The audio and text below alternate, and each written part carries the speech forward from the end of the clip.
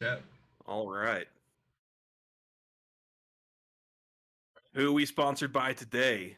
We are sponsored by HelloFresh. Click on my link Hello or use my Fresh. code. Who is that? HelloFresh?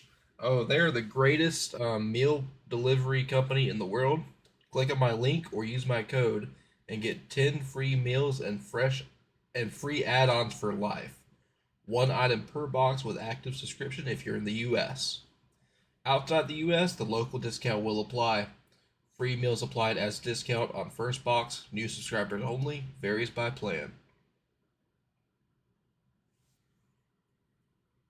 All right. Beautiful. Now we'll have more talking points later in the stream, but that's as far as I got. Let's get back to Dungeons and Dragons, fellas. All right. So on the last episode of Dragon Ball Z, we ended up cleaning up the rest of that bandit camp. We absconded with all of the food that they had, and we brought it back to the Elven Arms, and we did a little bit of carousing, a little bit of hanging out, a little bit of drinking, and we found some stuff out. Found out that we might have been gone a little bit longer than we thought we were, and one of us found out that something's not fucking right with this establishment. So that's where we had some dream sequences, and we are gonna pick it up there and finish out these. Mike isn't here today, so what we'll do is, whenever he's able to return, we'll do his dream sequence when he gets back. We'll just do like a Pulp Fiction, like non-chronological thing, and then we'll do that. But that's where we are today on this episode of Dragon Ball Z.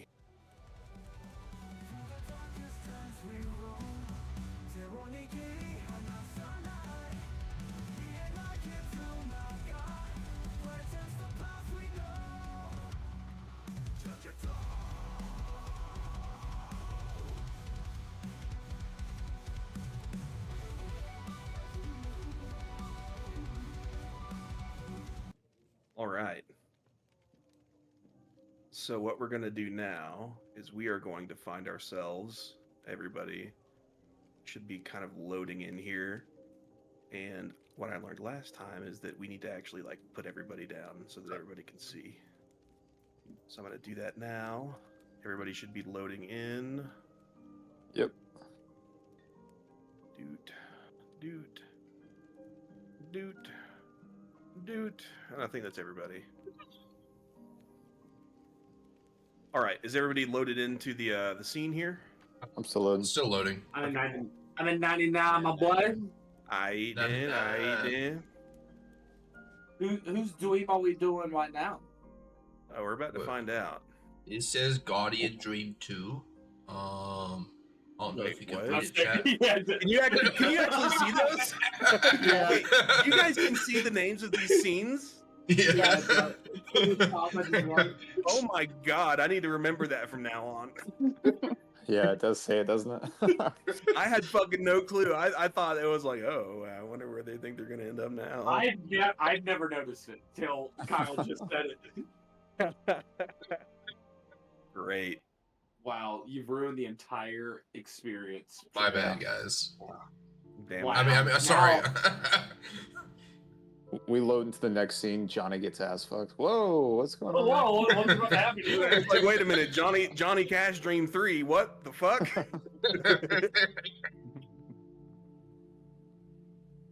All right. I know for a fact I exported this one at a small. Well, we're loading into Elven. I'm loading into the Elven Arms Inn right now. Oh, that's weird. Oh, Okay, well, yeah. let me. So let me do this then instead.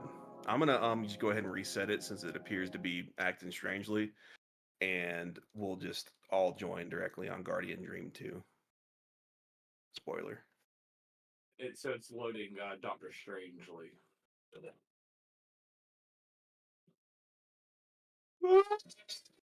Oh, there we go.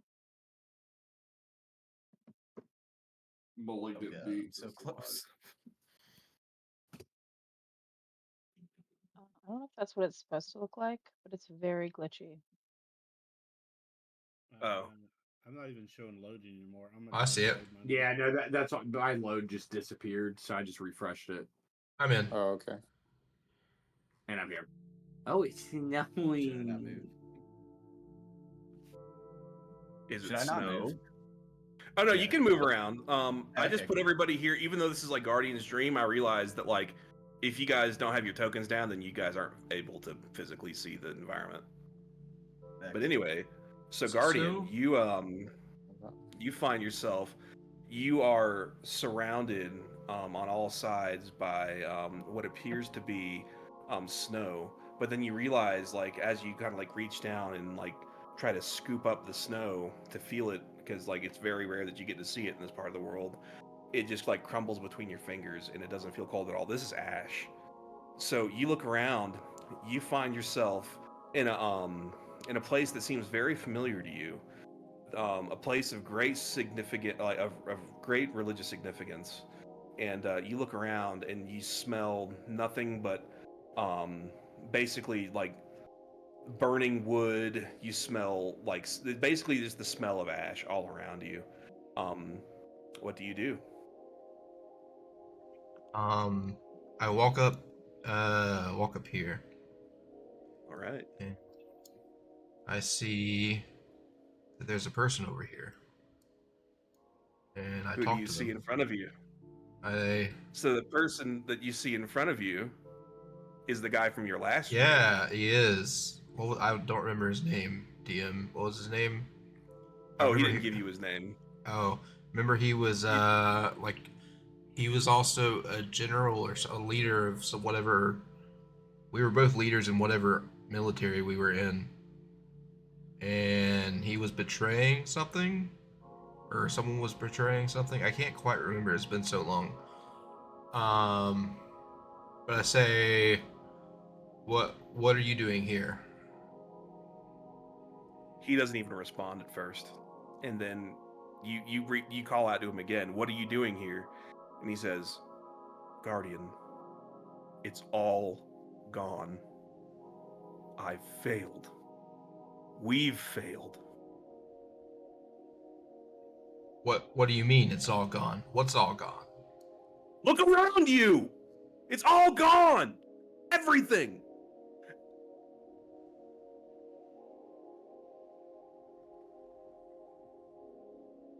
You like look around. You notice like on the horizons all around you, you see like balls of fire basically like hanging in the air, like large clouds and like mushroom shapes, just like hanging all around you. Make me a history check.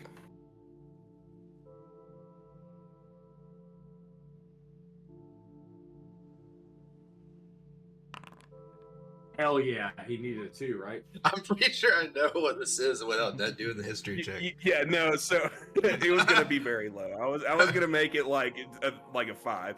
Like basically what this is, you recognize like in your like kind of like half awake dreaming state.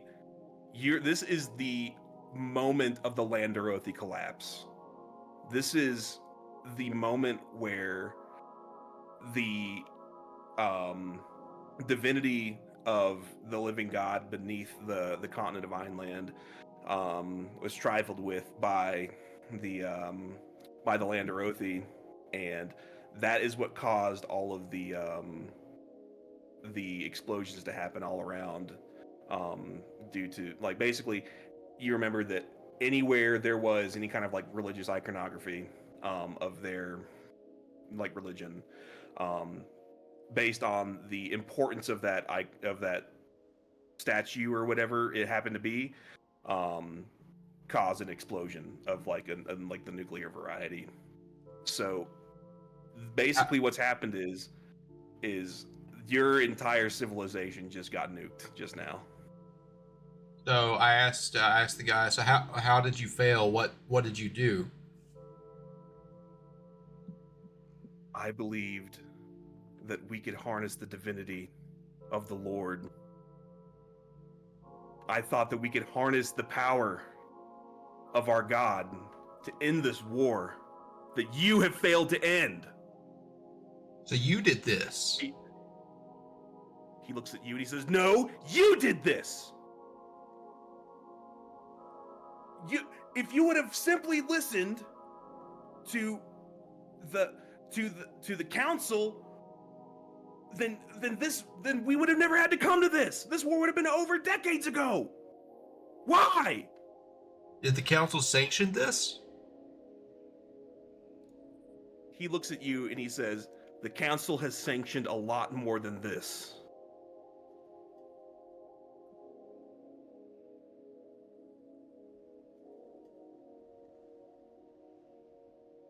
Ooh. So you have doomed our entire people. It's like, our people will live on. I have already made arrangements to move what survivors there are down to our southwestern colonies, and from there we will begin again. But you will not be joining us. I pull out my sword and I call for his execution. Oh, damn. You call for his execution. What do you say? Say, you wreaked havoc and destroyed our land.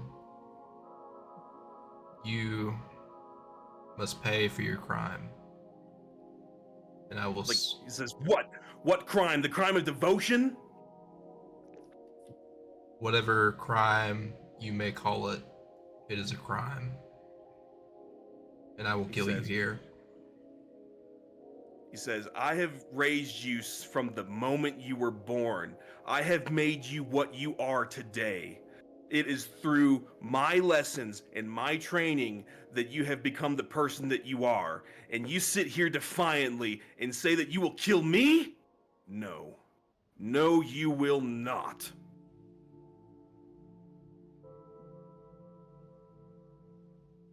And then as this happens, as he says that, the world fades away. And that is the end of your dream. Next, we're going to activate this dream. Daddy, this one will be yours. Yeah, we already knew DM. Whoops, that's the wrong song.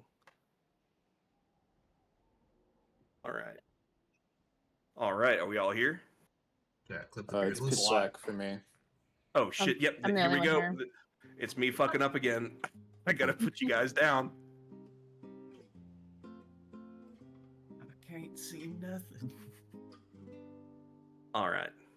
There we go. Can we all see? Yes. Yeah. All right, I'm not loading perfect. in for some reason. I just have a Oh, black weird. screen. Oh, God damn it. Did I do it again? Hang on. Let me check the setting on I don't you. want to say anything because the last one was so much Dag nabbit. better than my small. God damn it. No, this is my fault. Hang on. I'm going to do something right now before I forget for the umptillionth time. I need to go to your prototype token. Vision enabled. Assign token. Update token. There we go. Sorry about that. That's totally my B. No, that's cool. Now I know that we're in an inn. I thought we were in an elevator the whole time.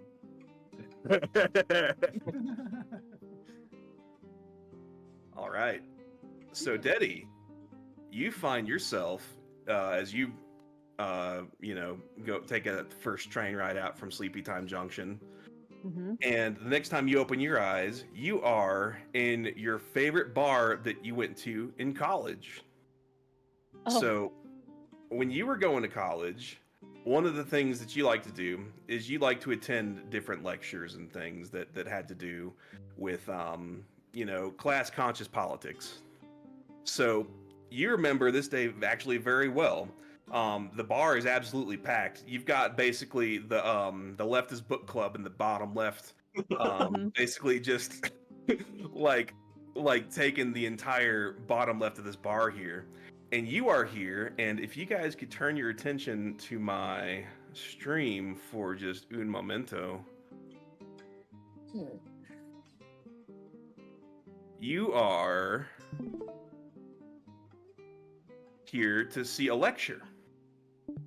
And this lecture is being given by Kyle. You're laughing. You want to take a guess at this guy's name? Starts with an M. Sorry, an N. Gnome, maybe? Gnome Chomsky. Chomsky, maybe? Oh, that's pretty good. So you are sitting here and you are extremely excited, and so are all of your friends because your presence is being graced by the great gnome Chomsky. He is here. He's been Oh, kind of yeah. like going on a book tour recently, and he's here to kind of have some conversations with the local left on kind of just like philosophy and politics. So you guys are all sitting there, and he's saying some stuff, and he says something like, hang on. He goes up and he says, propaganda is to democracy what the bludgeon is to totalitarian state. And the more you can increase fear of drugs and crime, welfare mothers, immigrants, and aliens, the more you control all the people. And everyone's like, yeah, woo! Yeah, he's definitely he's about it. He's about it. What do you do? Well, like the true class conscious person Daddy is, she calls him on his shit. She says, your words are true, but your words alone do not shatter systems, Mr. Noam Chomsky. No, I agree. It is not my words alone that can shatter systems, but as you may well know, that if there is anything in this world resembling a demon, it is that of mortal kind, and we will surely tear each other apart before it kind of like trails off a little bit. Mm-hmm. You recognize he's like an 8,000-year-old sorcerer, like.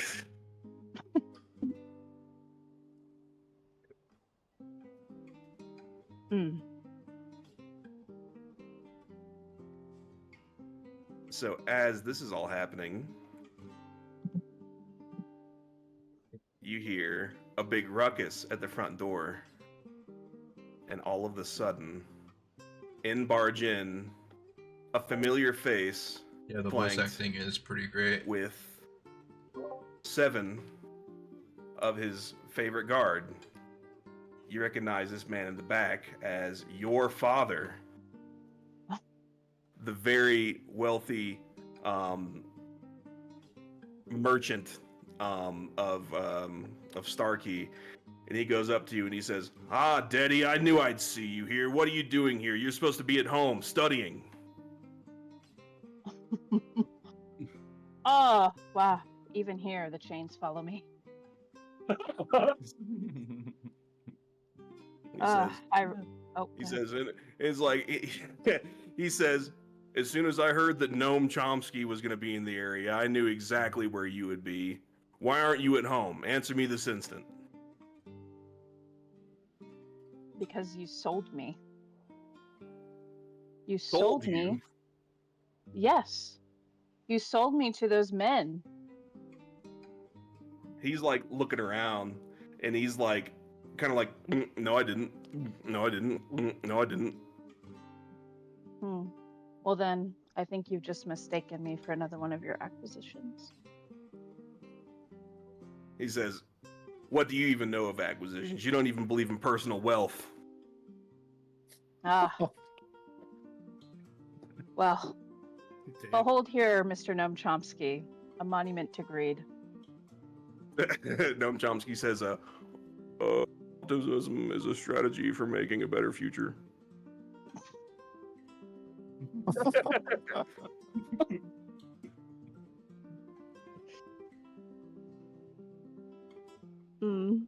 Everybody's like sitting here looking. He's like, "Why is this guy famous again?"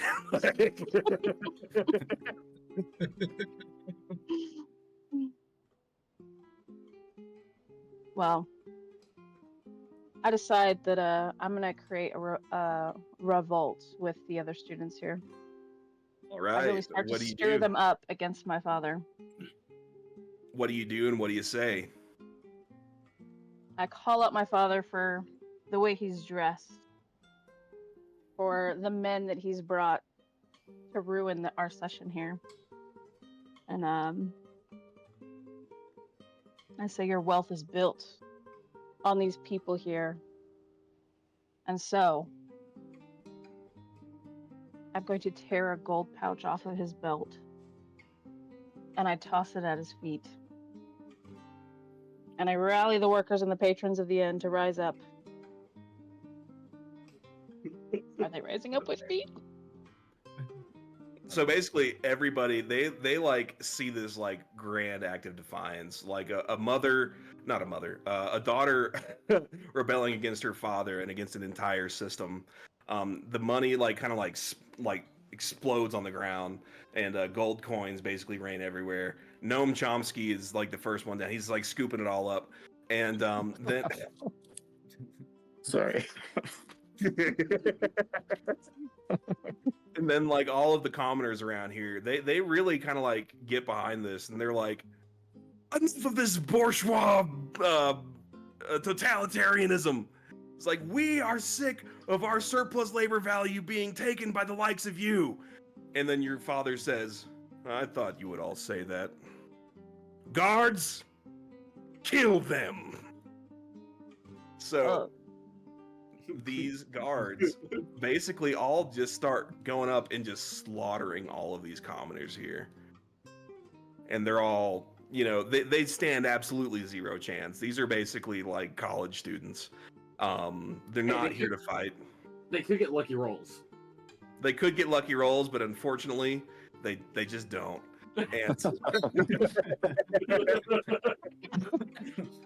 And as they're all being cut down, you look to your father, and he says, "You're coming with me."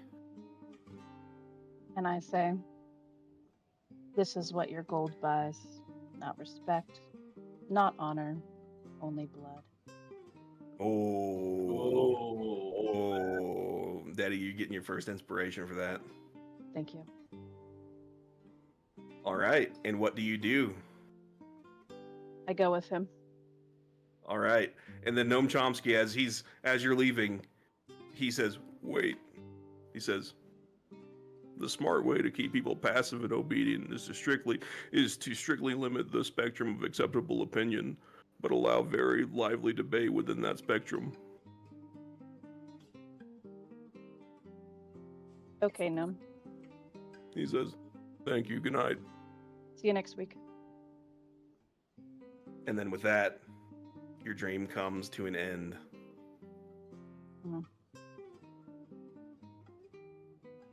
I wonder whose dream I is think next. Ignotus is next.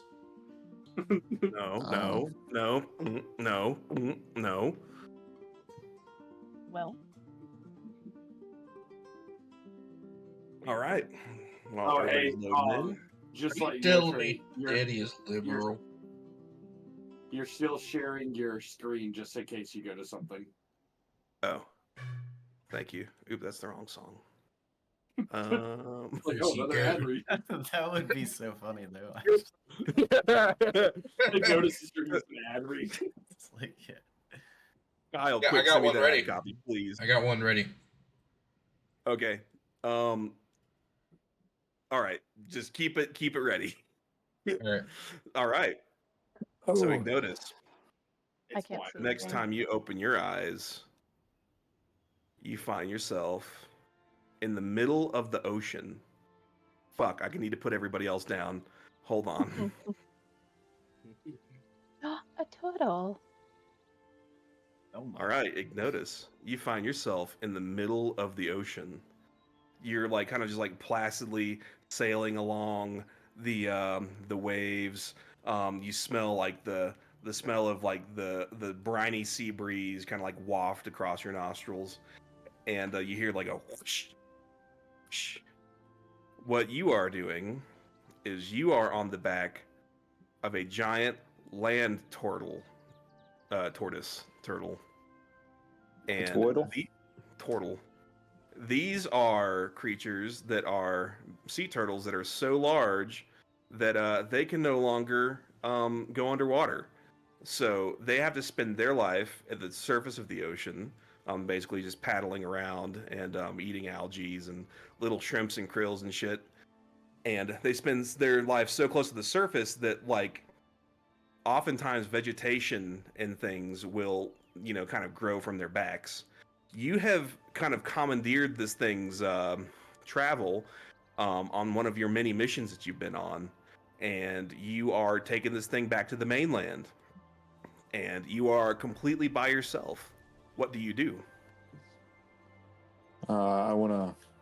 Let's see. I wanna get up and walk to the head of this turtle. All right. Sup, bro? How's it going? The turtle kind of like sticks his head up out of the water, and it looks at you, and it goes, "Hello." That's not all picking up on Discord, but it's like, "Hello."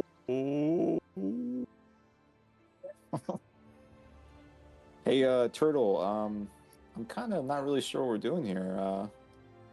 What have we been doing? Well, I'm swimming back to the place you call Einland.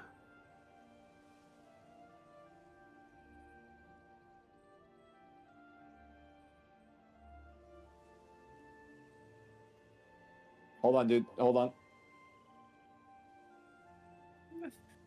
And then he looks at Ignotus and he says, "Let me tell you about Factor."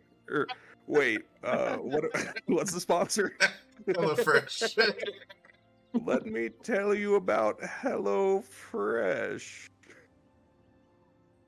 And then his voice completely changes, and then he says, Yo, dude. I'm sorry. I didn't hear anything you fucking said. "Oh, hold on, don't worry. This is gonna be really funny. Just pretend like you know what's going on." Okay, I know what's going on. I'll let your cue. Music went away. Oh.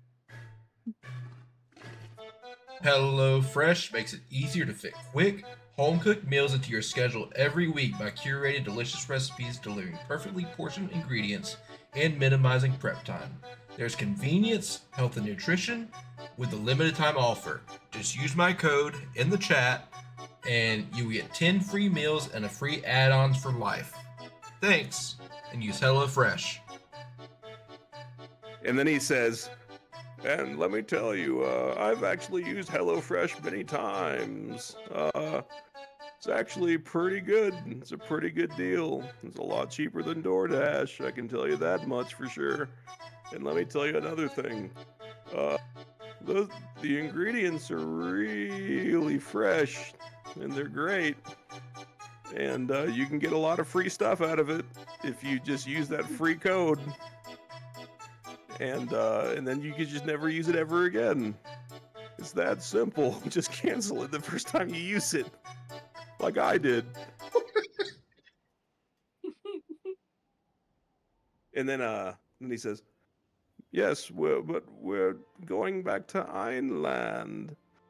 You told me that that's where you wanted to go, and that's where I'm going, so that's where we're going." Ignotus feels like he must be fucking dreaming, and he's trying to figure out what somebody slipped into his beer back at the Elven Inn, because he's never really dealt with a turtle just fucking out of his mind, talking about fucking subscription meals. So he's a little flabbergasted right now. He says, "How was your chessboard?" It's doing good, man. "Oh, very good. It must be very important to you." Yep, it's belongs to old Cagnus, you know. Had Agnes to Marlson, Cagnus Marlson, that's right.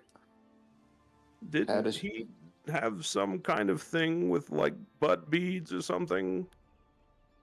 yeah, he did. Yeah, but we made an agreement. He didn't use the butt beads in our match, and luckily I won the board fair and square. Oh, fucking editor, go ahead and just like put what actually happened there. I did not assault Cagnus and steal his board. I won it fair and square. Oh, you must be the multiverse's greatest chess player. I mean, I'm all right, man. It's yeah. So listen, Turtle, I must be dreaming. Is there, something maybe that you want to tell me? Are you coming to me through like some sort of dream realm? Is there some sort of important message you need to get across? Well, he kind of looks at you and he says, "Don't worry, we'll be in Starkey in 54 weeks." 54 weeks, Jesus. Are you that Yeah, slow? it's a long, long way. Oh, Ignotus is pretty troubled by this. His anxiety is starting to rise a little bit. He needs to get to Starkey. 54 How, weeks is way too long of a time. do you remember how long you actually had? I don't. Braden doesn't, but I'm sure Ignotus does. Ignotus remembers that he only had like 15 days to get it back to Starkey. Oh yeah, And Ignotus is big tripping right now then. yeah. And you remember, like kind of in your like half dreaming state, you say, "Oh, wait a minute, what the fuck? Those people last night told us that we were gone for 2 weeks just today." Oh fuck, really? Oh man. Oh well then I'm definitely tripping. I think Ignotus like starts slapping himself and just wants to wake up. The turtle says, "Uh, it's gonna be okay. Don't worry. It'll only take 54 weeks." Is there anything else you want to tell me, Turtle? Maybe some good news? Uh, well, if you look at the bottom of the chat, there's that code that you can get the HelloFresh. You do look pretty fit, Turtle. I'll give you that. Thank you, thank you. It's all because of HelloFresh. And then as he starts to pitch you on HelloFresh again, you begin to wake up. And then we will all load into here, and our dream sequences will be over for now. And then just let me know when everybody loads in.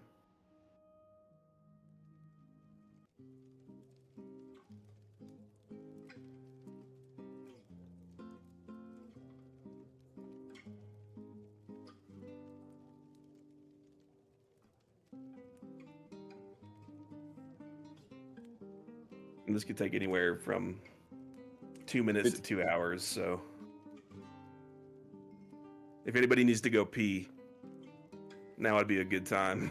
Take like 5 minutes. I just used the promo code. Oh, you getting HelloFresh?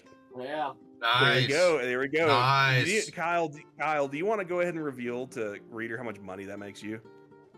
For this particular one, it is between $50 and $100. Ooh, round of applause. So, Nice. chat, fucking listen up, all right? You need to support small streamers. We're all in this shit together, all right? HelloFresh. Just don't do DoorDash like 2 times, and then that means that you get to get a week's worth of food. Yeah, and it said so after I did everything, it was like $53. Is that Just make sure you per don't use week, honey or like- anything like that. Yeah, don't use honey. Don't use honey. What do you mean don't use honey? Don't It's use like anything the else. browser tool. Oh yeah, no. Honey is a scam. It'll Oh, like it's fine. But it takes the code. But is it what's it called? Is that like the $53 I would spend per week? I think it's like per box. Oh, each box is $53? No, Oh yeah, well that would make sense. Because I did five. Oh well, yeah. Like 5 per meals. like box, yeah. Yeah, so that would Yeah, be a per week if I did shipment. 5 meals. Yeah, okay, that makes sense. Oh, that's really not that bad. Because our Yeah, I grocery think you budget, reckon. I think my grocery budget's $300. See, there you go. There you go.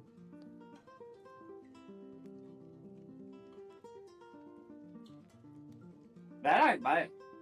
That ain't bad. That ain't That's a bad. good buy deal. it. Now that's a sales pitch I think every American can get behind. Yeah. No, if I could get prepared meals and it's in my grocery budget, oh yeah. Because then I also have like a going out budget, Mhm. so that we have. Well, let me lunch. be clear, because they're not exactly prepared. They're like Oh, that's it's fine. Yeah, I still it's have to, like the cook it. ingredients, Yeah, that's fine.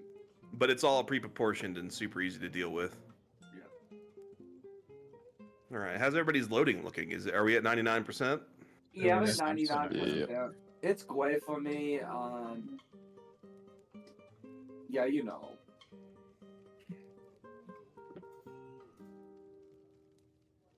How does the person who has been a chef feel about HelloFresh?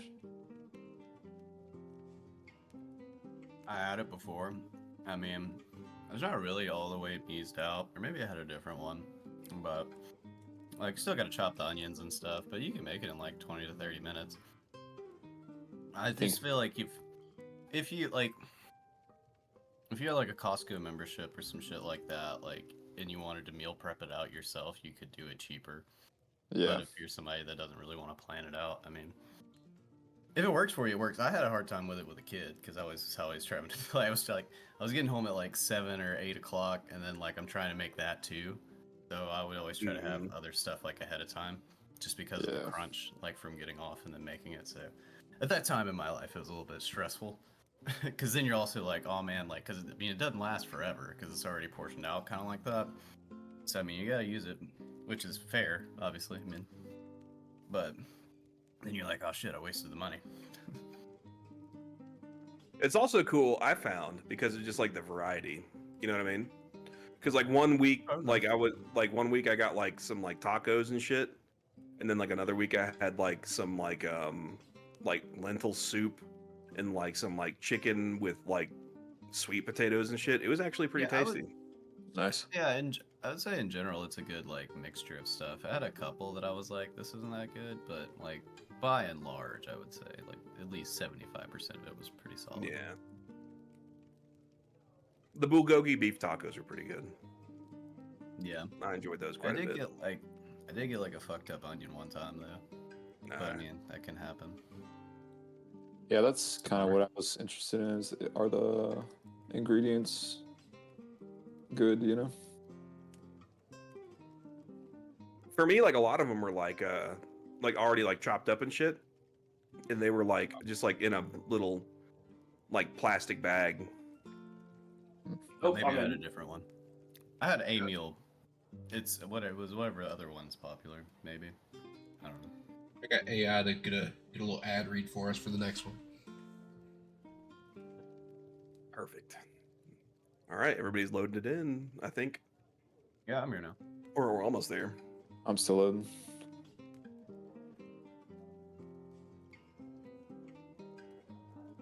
I'm passed out at a different table than I was with Oldork. Yeah, some things got moved around a little bit. That's good with me. I think that's even Some funny. Yeah, I woke up at like 3 a.m. They were like, there's a half a beer over there. Yes. On the other table. Well, I already know what I'm doing. All right. I want to. Oh wait, no. I want to talk to because I think everybody was going to sleep last time. So I'm just gonna tell everybody, be like, hey, like, there's people missing and nobody remembers them. Like, I don't recognize some people, but like there is a family. Do you guys remember the family that gave me the guitar? They owned the cat. Like the items we got from that mimic wall. We met his wife and 2 kids. Do you guys remember them? The one that wouldn't fuck you? No, I didn't try to have sex with her. Oh, that wasn't the same lady? No, I was thinking about it, but then I had that guard, remember? Oh, I think you did try to. I think you made a move on her, but I don't think it really went anywhere. I think you made a comment on the sly. Oh, I mean, Johnny be Johnny, but Your guardian said something about it. Yeah, probably. Anyways, so you guys remember her, right? Or remember her and her kids? Guardian has no clue what you're talking about. Can I hear you?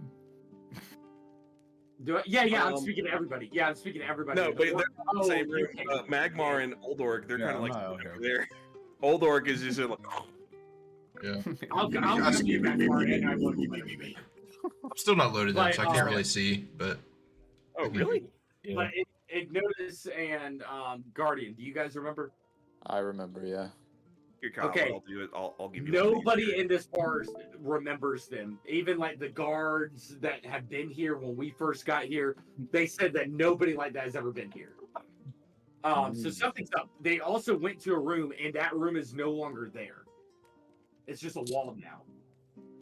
Have we tried breaking down the wall? I did yesterday. I put my sword, and it's thick, like it's not hollow. I went to go get what's the barkeep's name? The old man.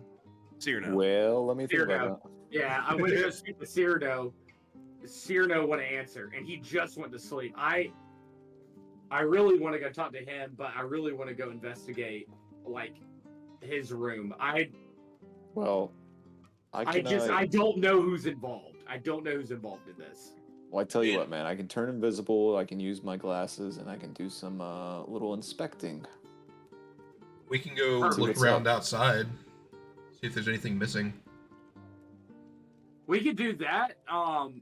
We can inspect out there. If you and I want to inspect outside, notice I think the perfect place to start, because I'm gonna ask Cyrano if he remembers them. If he doesn't, can you inspect the kitchen and his room? Sounds good. I'll go with you to talk to Cyrano. Cool. It's like Trey. Alright.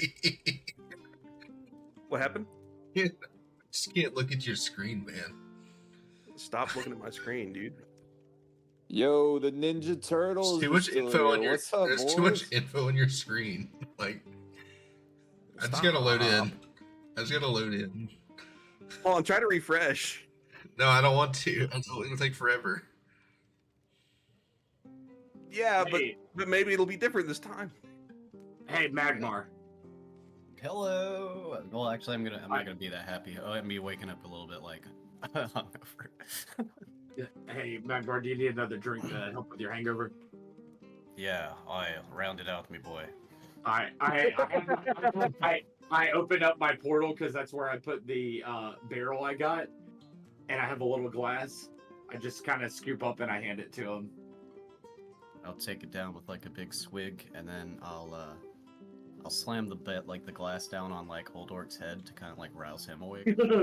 Old Orc goes, Like- whoa, fuck off.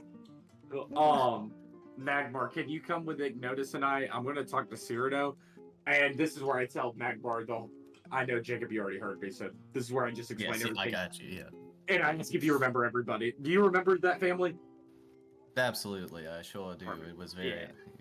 I could spy the awkwardness from a mile away. Perfect. Let's go to Cyrano. All right. You guys look over and like Cyrano is kind of like talking to these two Joe Schmoes over here, and he's like offering them some breakfast, and he says, "Well, good morning, fellas. Can I get you some eggs, some bacon, maybe some juice?" I actually need something more important than that. What could be Cyrano. more important than breakfast? It's the most important meal of the day. Oh, I know, Cyrano. I just got a question. One thing I realized last night, and I asked around, and nobody remembers these people, but there was a family that was here. It was a woman and her two children. And she's not here. The room she was in is no longer here. I'm also looking around, and I just think there's also other missing people that I just didn't have interactions with, but I know, like, for a fact, like, these people are not here. Cyrano is gonna make a wisdom check here. He needs to see if he remembers. He needs to roll a 10 or higher. Oh, He says, Cyrano says, "Well, can you describe him to me? I don't remember. Who is missing?" Yeah, so the woman, her husband is deceased. I gave her a wedding ring. Brown hair, huge rack. I don't think we ever established that. She, I don't she think looked.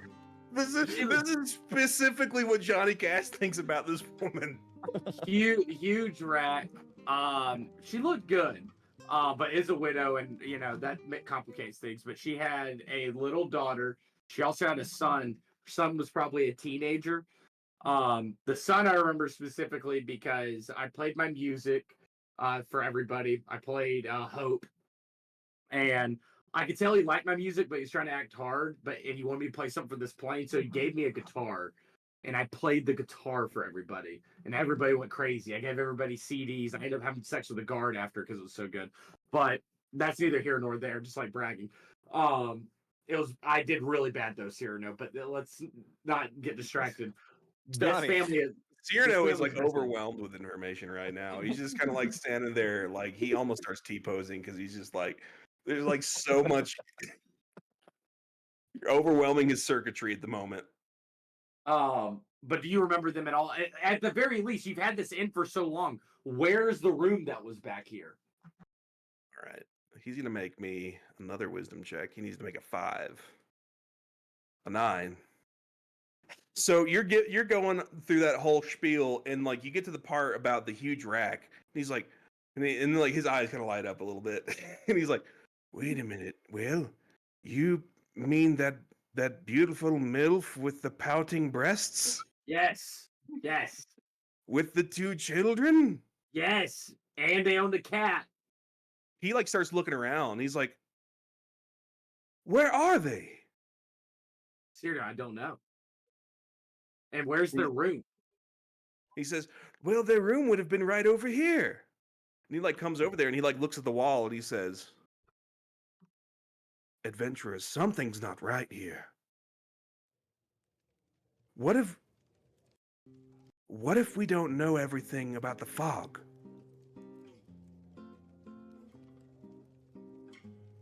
Yeah, I mean, that's why we're here. But I just would have thought you may have noticed that there's missing people here.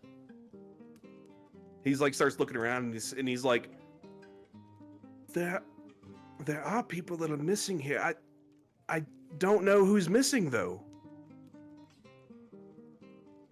Adventurers, it is of the utmost importance that we solve this curse immediately. This is getting out of hand. I want to use my eyes of minute seeing and just scan this wall. All right. Make me a perception check. You'll need to roll me a 15 or higher, which with the eyes of minute seeing should not be super difficult for you. Oof. Bummer. Do you have inspiration? You do not. Fuck. Oh, he's not inspired? He's not. I think he burnt it during that boss fight. I'm not seeing anything on this wall. Do me this. Make me an Arcana check. I think you've got that. Let me make sure. I do. Sheet. Yeah, make me an Arcana check at advantage. Un momento. Because DM, I can see a room, technically. Shut up. So you roll really good. So like basically what happens is like you are like, stand back everybody. Let's see if there's any kind of magic afoot here. And you place your hands on the wall and you just feel for the folds in the weave, and you start to feel sick. You start to feel like really queasy and really anxious, and then you take your hands off of it and you're like, there's some sort of evil magic afoot here. This feels like the fog. Dun, dun,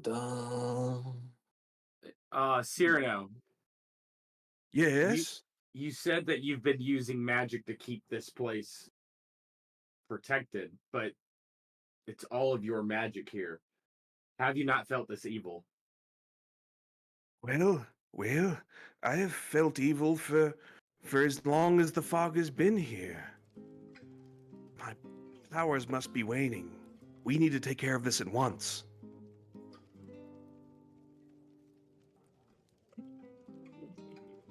Okay. I want to whisper in Fiddlefinger's ear and hey, Please. didn't you mention something earlier about going to inspect something else? Yes. I whisper back to very quietly where Cyrano cannot hear. I said, I have trusted Cyrano so long, but this is really weird, especially after yesterday when we got here and he all of a sudden wants this artifact. I don't know his intentions and I want him to be good, but I want to rule him out. Could you go invisible into his room? Or we also have Gizmo. Gizmo could do it too. Either one of you can go invisible and just inspect the kitchen and his room. Gizmo's actually like listening really closely, and he's like, I don't think I can turn invisible. I definitely can't. I thought I could for like a split second when you said that, but like actually I can't.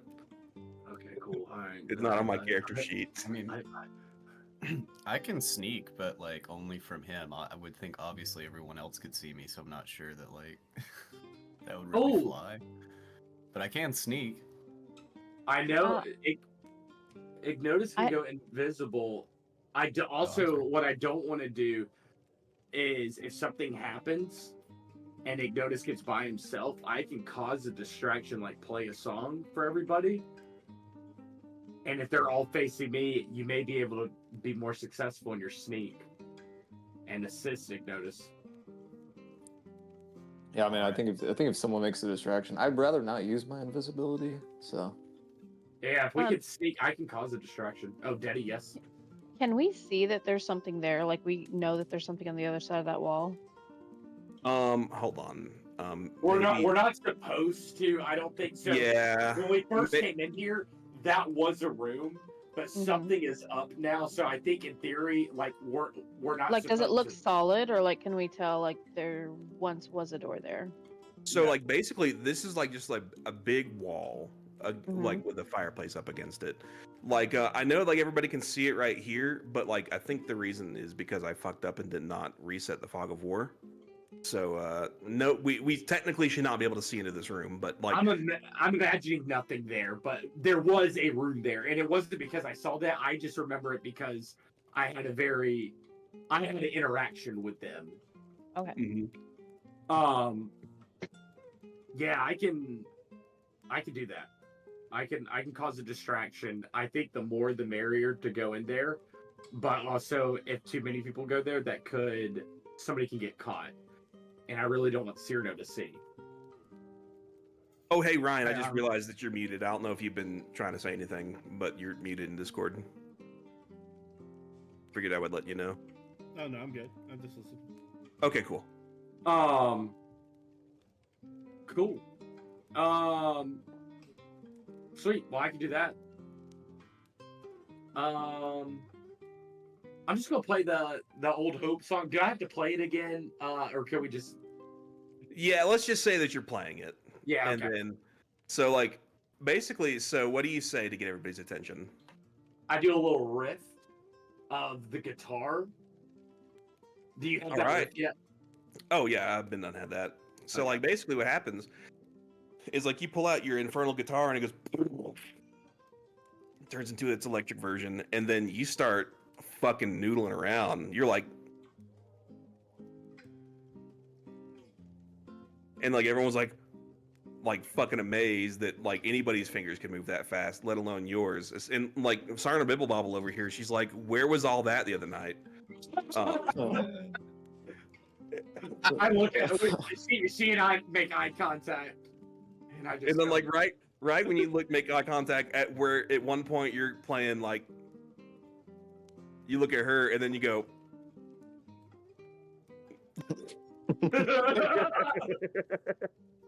And then she's like, fuck.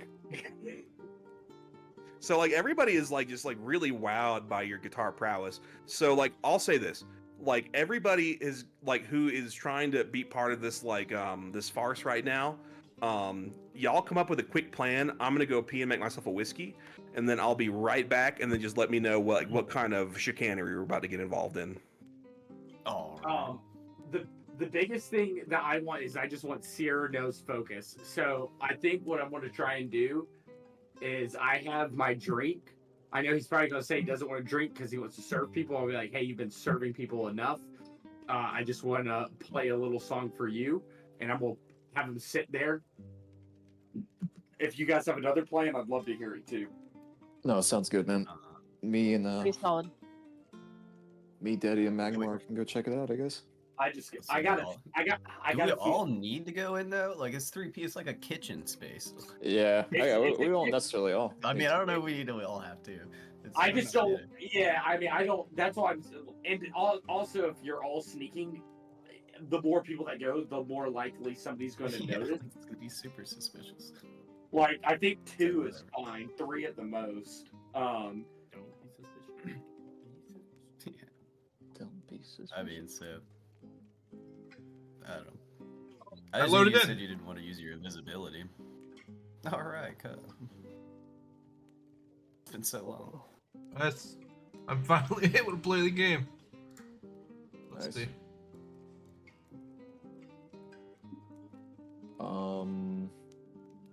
Yeah, fuck it, dude. I'll just turn invisible and go fucking check some shit out. Okay. Well, how about you and Daddy go? I'll stay here because I'm a Go loud, stand. raucous person anyway. Stand next to this guard. Oh, yeah. Could you guys stand in a way where it blocks his view? Even if he turned, he couldn't see his room. He couldn't see it in his office.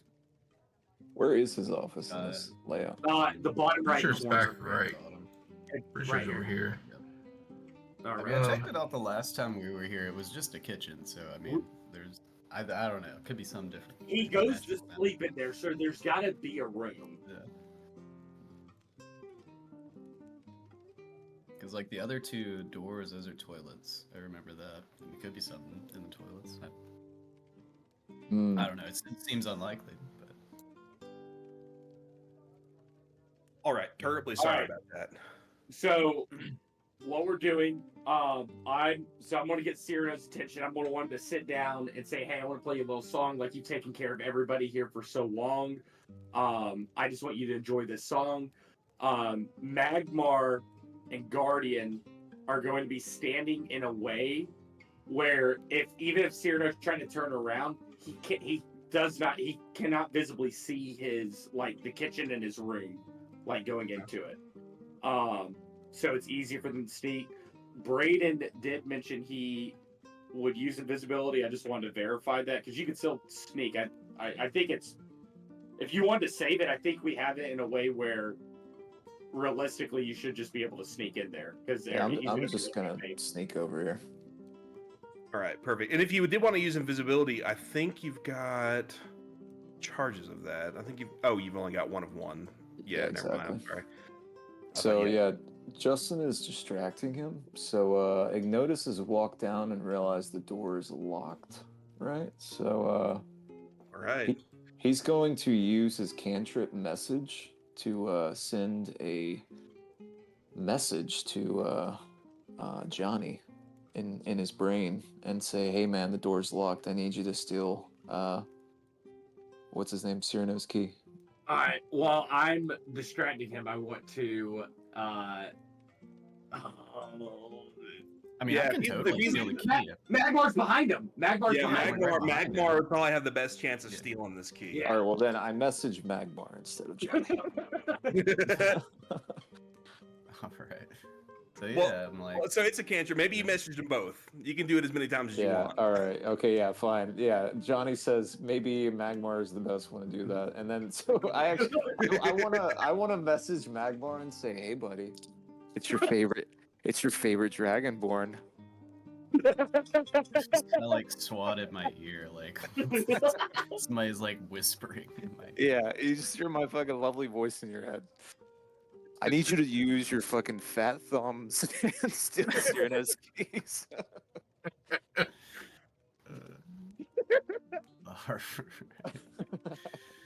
Oh Jesus. So yeah, I'm gonna try and steal the keys, bro. All right, you're gonna need to make me a sleight of hand check at a 12 or higher. I know he's inspired too. Yeah, I you know. definitely. Advantage since he's turned around. He's turned around.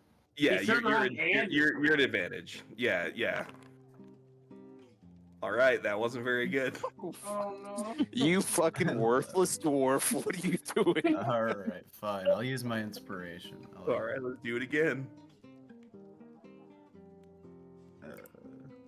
If it's anything lower than what you just rolled, oh god. How much did you drink last night? 2 ones. He rolled That is 2 true, that might be. ones.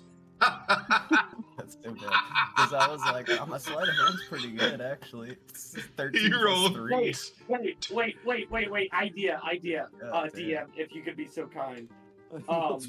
While I'm playing this song, can it also be inspiring to who's listening? So he technically has bardic inspiration, so he can use a D6 to roll on his I 11. think we're a little bit past that at this point. I I'm was sorry. trying to say it, but it was too It's late. okay, I'll- Todd. No, I'll I give think you it's a $10. great Fine. idea. Okay, hold on. Let's see. I don't Does it- deserve it. Does Ignotus have like a pick lock skill or something? I don't think he does. Is there any?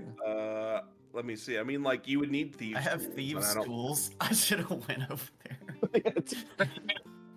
So Ignotus is just like, fuck, dude, fuck. So wait, Just, like, so wait, what oddly, does Cyrano do? Like he just like rolled a nat 1. awkwardly switch positions. So what I was gonna say, before you actually rolled that forward, what I was gonna say is, if you roll less than what you just rolled, then he's gonna realize what's going on. But I'm gonna be graceful. So you're like rummaging through his pockets, and you like kind of tickle his butt a little bit, and he's like, "Whoa!" He's like, he turns around, and he says, and he turns around, he actually pats you on the ass too, and he says, "Good game." Well, I'm about to come. Stay Magmar blush. So while I'm playing my music, and I'm also singing like old orc, switch with Magmar, do do do.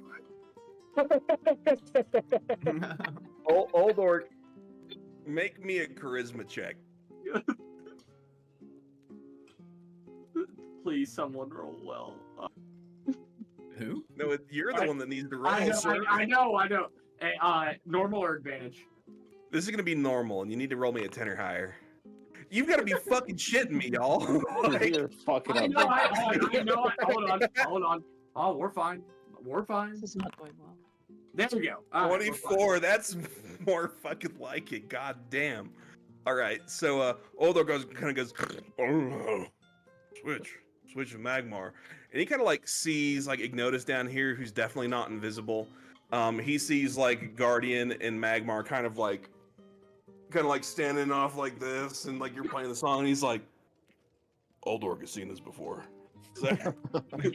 So he switches you chairs. He's gonna come over here and switch your spot, and he's like, yeah, this is my favorite song. Oh, hold on, play the one about Oldor again. I got you. Hold on. I'll actually do that. Yeah, like this is where we'll actually play the song. That song goes hard. It For does no go really reason. hard. It goes harder than it has any business going. Get your stubby legs over here, Magmar. Meanwhile, I'm sneaking over here. You know what? I'm not even like, because I feel like slightly violated by him whispering in my ear. I'm gonna go in this door down here. All right, so you go down in that door over there and open that door. Is it even locked? No, that one's not locked. Go in. What do you see? That one's not locked. It looks like a toilet. This is a toilet. You go in there. It fucking stinks. You just broke into the shitter. He's like, and I also do it. We'll just say like I didn't actually know it was it was locked. It was unlocked, so I just sat there for like a minute or two, like actually trying to jimmy the lock. Maybe you pee. You're like, I'll go oh, back. well, you're like when in Rome. Okay, so then I guess I'll come over to this one and I'll use my thieves' tools. I'm playing this song, by the way. All right, so you use your thieves' tools. So as you're fiddling around with this lock, you're like, this thing is not a normal fucking lock. This is not normal at all. You can unlock it, but you're gonna need to make me a 25 or higher. Make me a dexterity check. Big roll, Jacob. Big roll. Oh, hey, can I give him bardic inspiration while I'm playing this song? Yeah, now that we're talking about it, yeah, totally. Like you're listening to this like hardcore song, and you're like, oh, this is the theme song for the guy that beat my ass. Am I rolling this under a saving throw, like a dex saving? No, it'll be a sleight of hand check. It should be in your skills. Oh, I see what you're saying. We still want me to do sleight of hand. Yeah. And I'll tell you this, because Ignotus is here with you, we're gonna just mulligan that 5. Let's pretend that never happened. So, because Ignotus is here with you, and he's looking with his eyes of peerless seeing, he sees the same things that you do. He's like, this is not a normal lock. Ignotus, can you make me an Arcana check, please? I need you to roll me a 15 or higher. Good luck.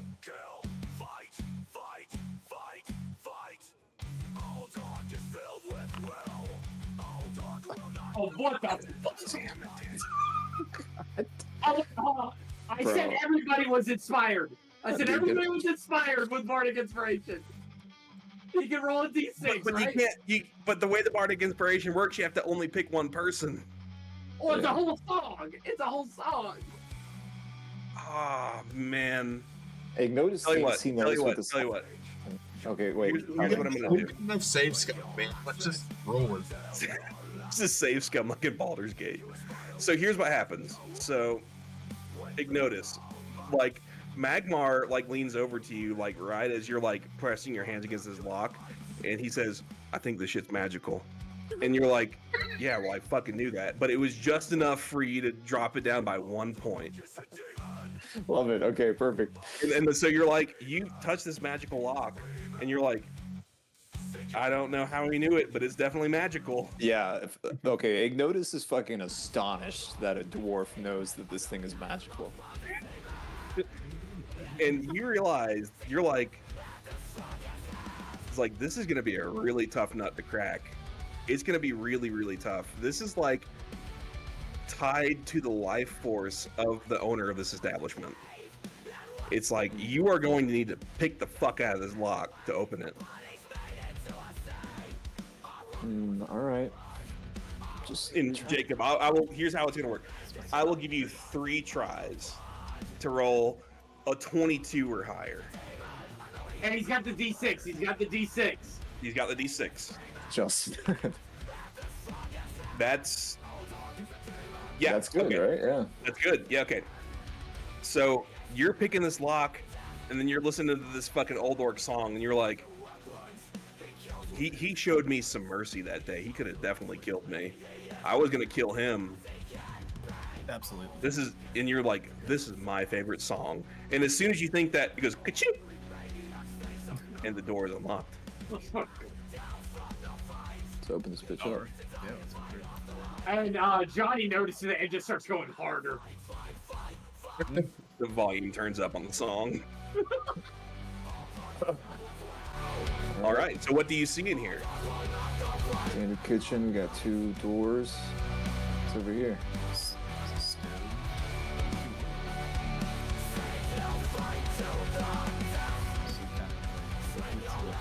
Door room. ATM. This other door. While I'm doing my streamo, can I ask them to be like, perception check? Perception check? Yeah, I definitely want to. I want to investigate. Check. I want to use my eyes of magnet seeing and just kind of scan the room. All right, all right. Make me a. We're gonna make one perception check. It's just gonna go ahead and like go for all of these rooms here. Sounds good. What do you want me to roll? A perception check. And this one is going to be a 14 or higher. All right, there we go. You look around and you're like, this is a pretty well stocked kitchen. You like see all the food that you like brought in from the night before. Like you smell like as you like kind of like walk through and you're like kind of like really scanning this environment. You look at the casks of beer and you're like, ah, this is some really good smelling stuff. You look in the storage room, you see like all the like different cups and things, and you realize that, like the cups, like we're kind of running low on cups. And then you recognize that that's probably why he was asking us not to break cups a couple of nights ago.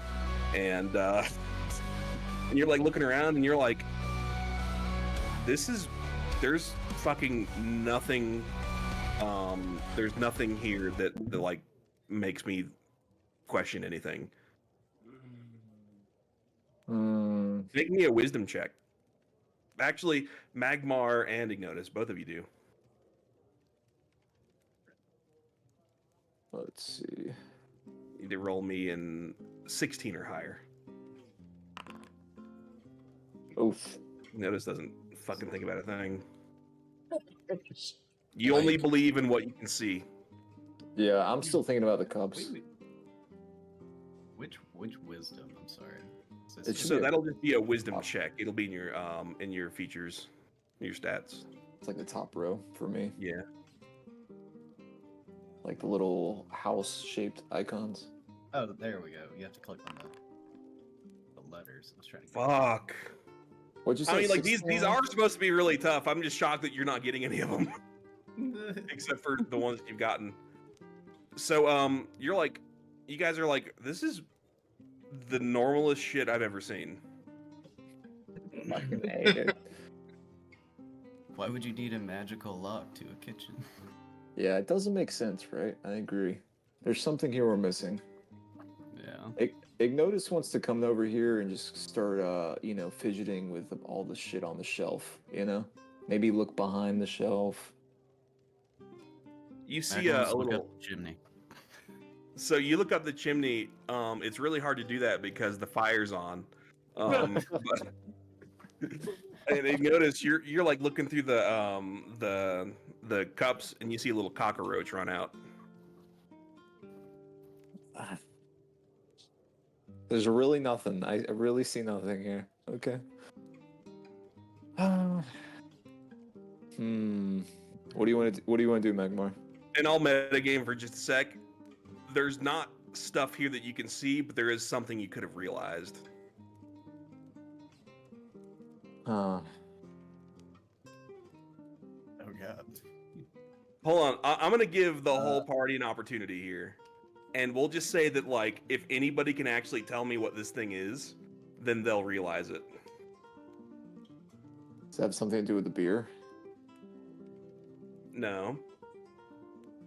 Is it this pot? Like this pot seems odd to me. Can't see No, the anything in pot's there. normal.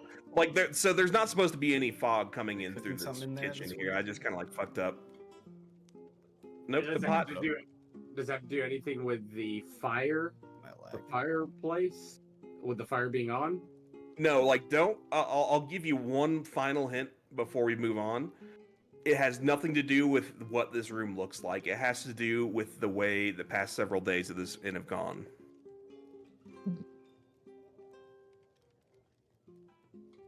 Like when we're referencing that, we're talking about like apparently it's been 2 weeks instead of the days. There's people missing. Like, Well, it's looking like into there is one big hint that happened last night and the other night that y'all stayed here. oh, there's no bedroom. Like he goes to sleep in there. Yes. Yes. Thank That's you. why I said I'm looking for his room in there. Ignotus Oh, and sorry. Magmar, you both realize, wait a minute, every time that fucking Cyrano went to bed, he said, all right, guys, I'm going to bed. Good night. And then he came back in here, but there's no bedroom in here. That's true. Yes. Magmar, there's my head. no bed. My god. Where does he sleep? Do you think he sleeps in the kegs? Maybe there's a well he goes and sleeps in. Is there a hidden Maybe he door? sleeps up the chimney. There's not another door in here anywhere that we can see. Mm. He just leaves and looks. He just stands there into the stares into the abyss, I guess, every day. So what do you think? You think we should Hold confront on, him? both of you guys, make me a nature check. Nature. What do they need to roll? A 2 or higher? No, this is like a 10 or higher. You guys are stupid. I just watched Planet Earth this week. Can I get inspiration?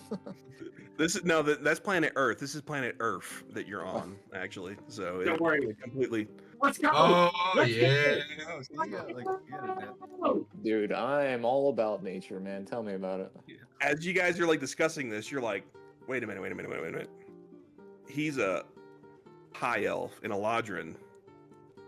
Eladrin don't sleep; they meditate.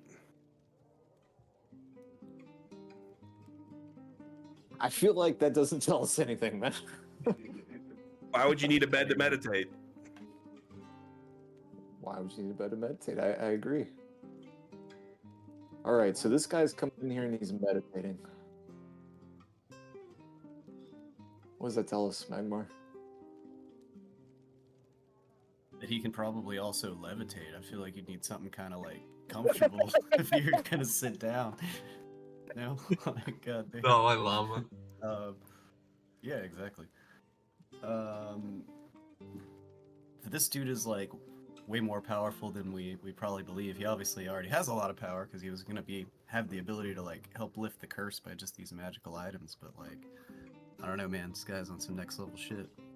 I don't know what he's doing owning an inn in the middle of the woods. But, like, I feel like he's definitely like tangled up in this thing somehow, and they kind of like made him forget or some shit. Because like, Ooh, how do you yeah, just maybe. like, you know, man, like this guy's like super powerful. He's just running it in.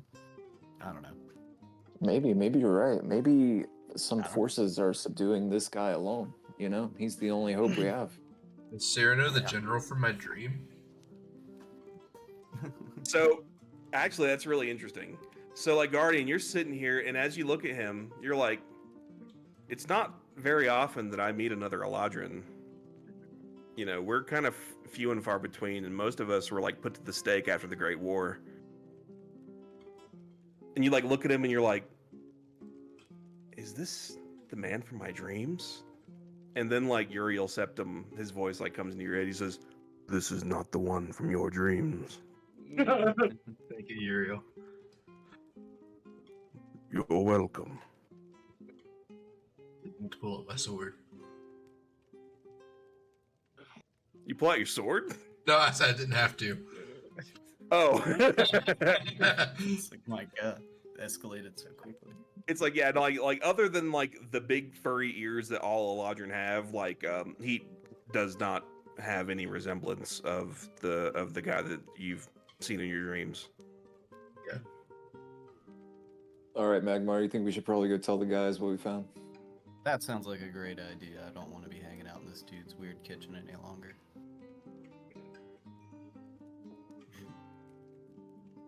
Oh shit. Oh God. I'm trapped. Right. So you guys are coming through, and I'll help you all out. You close the door. Appreciate you. Oh, yeah. Good looking out. Can we It's say magically that, shut. can we say that Brain uses cantrip and was communicating to all of us at the same time, so we know what's going on? Yeah, if Braden wants to do that, yeah.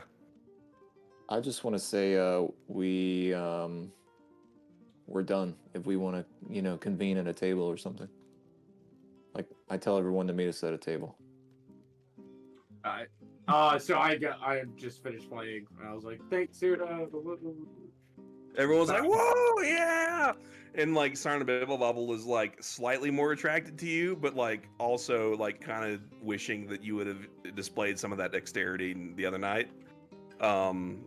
Yeah, so like you guys are all kind of like, all right, are we meeting at the table? I'm gonna let you guys, I've got to pee again, and I'm going to let you guys just kind of like hash out this conversation and decide our next steps while I go do that. I don't know if I trust Cyrano anymore. Yeah, I mean it was a pretty much a dead end. We didn't find a bed, and we've realized that he I don't know if I trust him. There's just there's evil. I meditate too, but I sleep in a bed. It's here's what's going I on in my meditate in a head. bed. That's called sleep guarding. He doesn't. No, I don't sleep. He doesn't just lock his door. There's a magic seal on it that you guys have realized is connected to his life. So it's a powerful magic to lock this door. All right. He says he goes to sleep every night, but he meditates, which that's neither here nor there.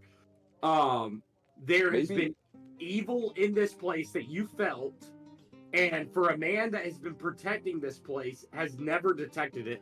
There are missing people and rooms have changed. You cannot tell me that he doesn't know anything about it or is not involved. And then on top of all that, all of his memories gone, but knows about this artifact and supposedly now he wants it and will destroy it. I don't even know if he'll destroy it. I don't know if this man is what he's saying he is, which is very upsetting to me. Maybe So- the reason his door is locked is he's like during the meditation something is happening where he needs to be protected. Maybe he's like going somewhere, communicating to someone. But it was locked just now. He's out here. So All right, I'm back over that. what I have a truth serum. If we could convince him to have a drink with us, we could get some truth serum in him and just talk to him. Sounds good to me. Yeah. I'm down. So Sounds I good. didn't hear all of that, but it sounds like we're trying to feed Cyrano a truth serum. We're gonna Yeah. do drinks, and we're gonna share a drink with him and put truth serum in his drink. Okay. We're gonna drug Cyrano. Do we have enough? All right, so here, let me ask this: do we have enough where we can each have truth serum, where it doesn't look like, one, we don't have to try and sneak something, but then two, it's not going to look suspicious. It's like, hey, we're gonna spice up all of our drinks. Only have one charge. So here's Whoever the thing. has the best. Here's what I'll say. Is that you could do that? Excuse me. But Cyrano is like, what do we say, 1,013 years old? Yeah. He's old. There's a good chance he might recognize what a truth serum looks like if he sees y'all pouring it in. So he would need to roll for that, but it's totally possible. I'm just trying to. How do we sneak it in? I think it's a good idea. How we're gonna sneak it in this drink? Well, like, I mean, if y'all. So here's what happens. It's time for a distraction. Glimmer flies up and he says, I kind of hear everybody talking, and here would be my suggestion. What if we had one final drink before we head out, and then we all pour the truth serum in, and then we all drink the truth serum. He'll get some, he'll still be affected, he won't be none the wiser, and then we're all drinking the same stuff, so he can smell all of our drinks. He's not going to think that anybody has anything different, and then we can probe him with our questions before we leave. And I think that would probably be the most natural way to like, try to coax this information out of him. What do you guys think?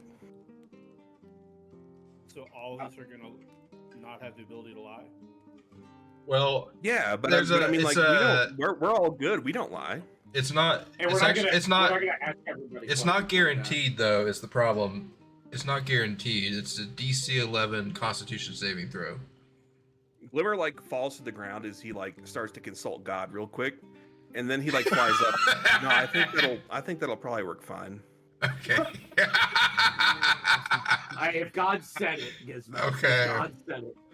He's like, I have consulted with some sort of being beyond my comprehension, as I just like kind of went out of socket there. I really don't understand what that was, but I feel like that if we dilute the truth serum enough, I mean, like, if you think about it too, like, he's like devoting most of his magic to keeping this place, protected from the curse. So his magical protections might not be powerful enough for him to even notice this. But we all know what's going on. Maybe we could we'll probably all have to roll a dice for it, on the dice of fate. But but I don't think he will. Let's do it. Yeah, let's do it. Yeah, I'm let's down. do it. I'm also not going to question any of you guys anything. Let's I do it. just because I want to figure out all this.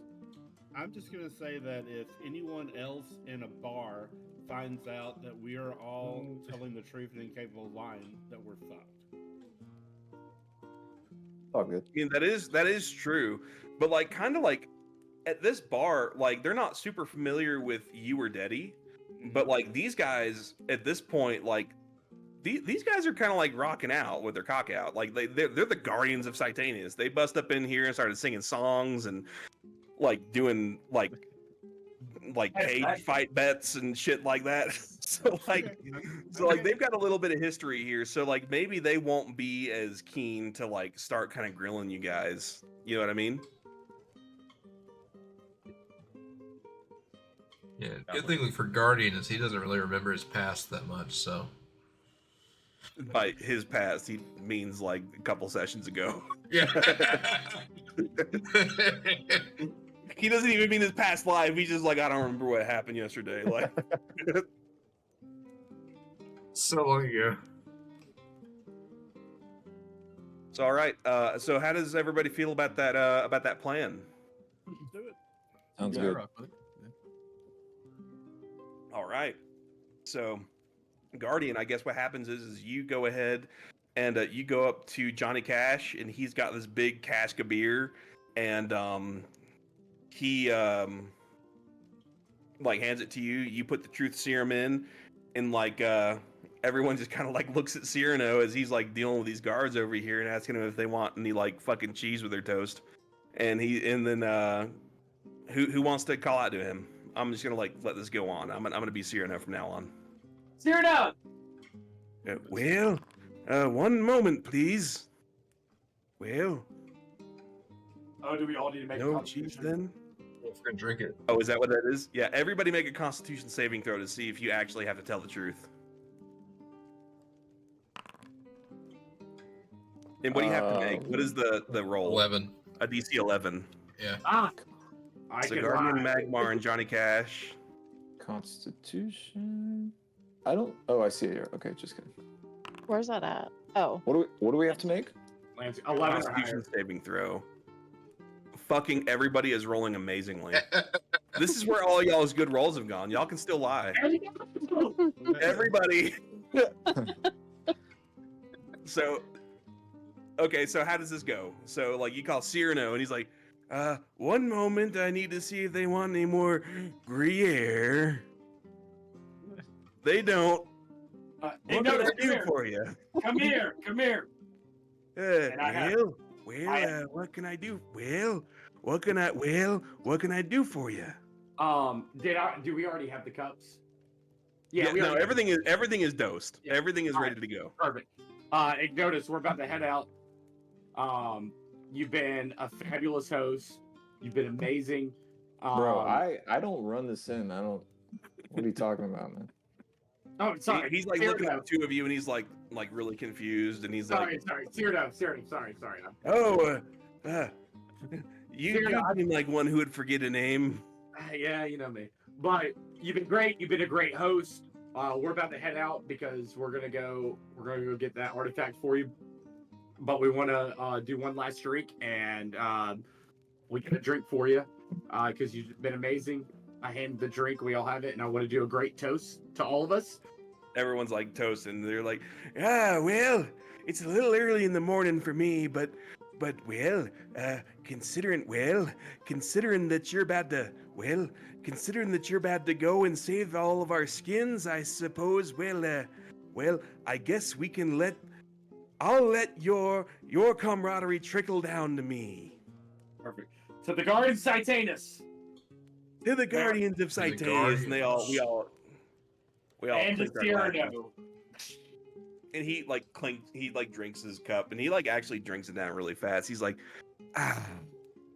you know, it's been a long time since I've had a drink, but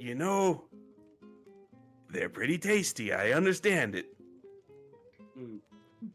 So we get up and we act like we're leaving, and I turn around and say, Cyrano, what are you gonna do with this artifact when we give it to you?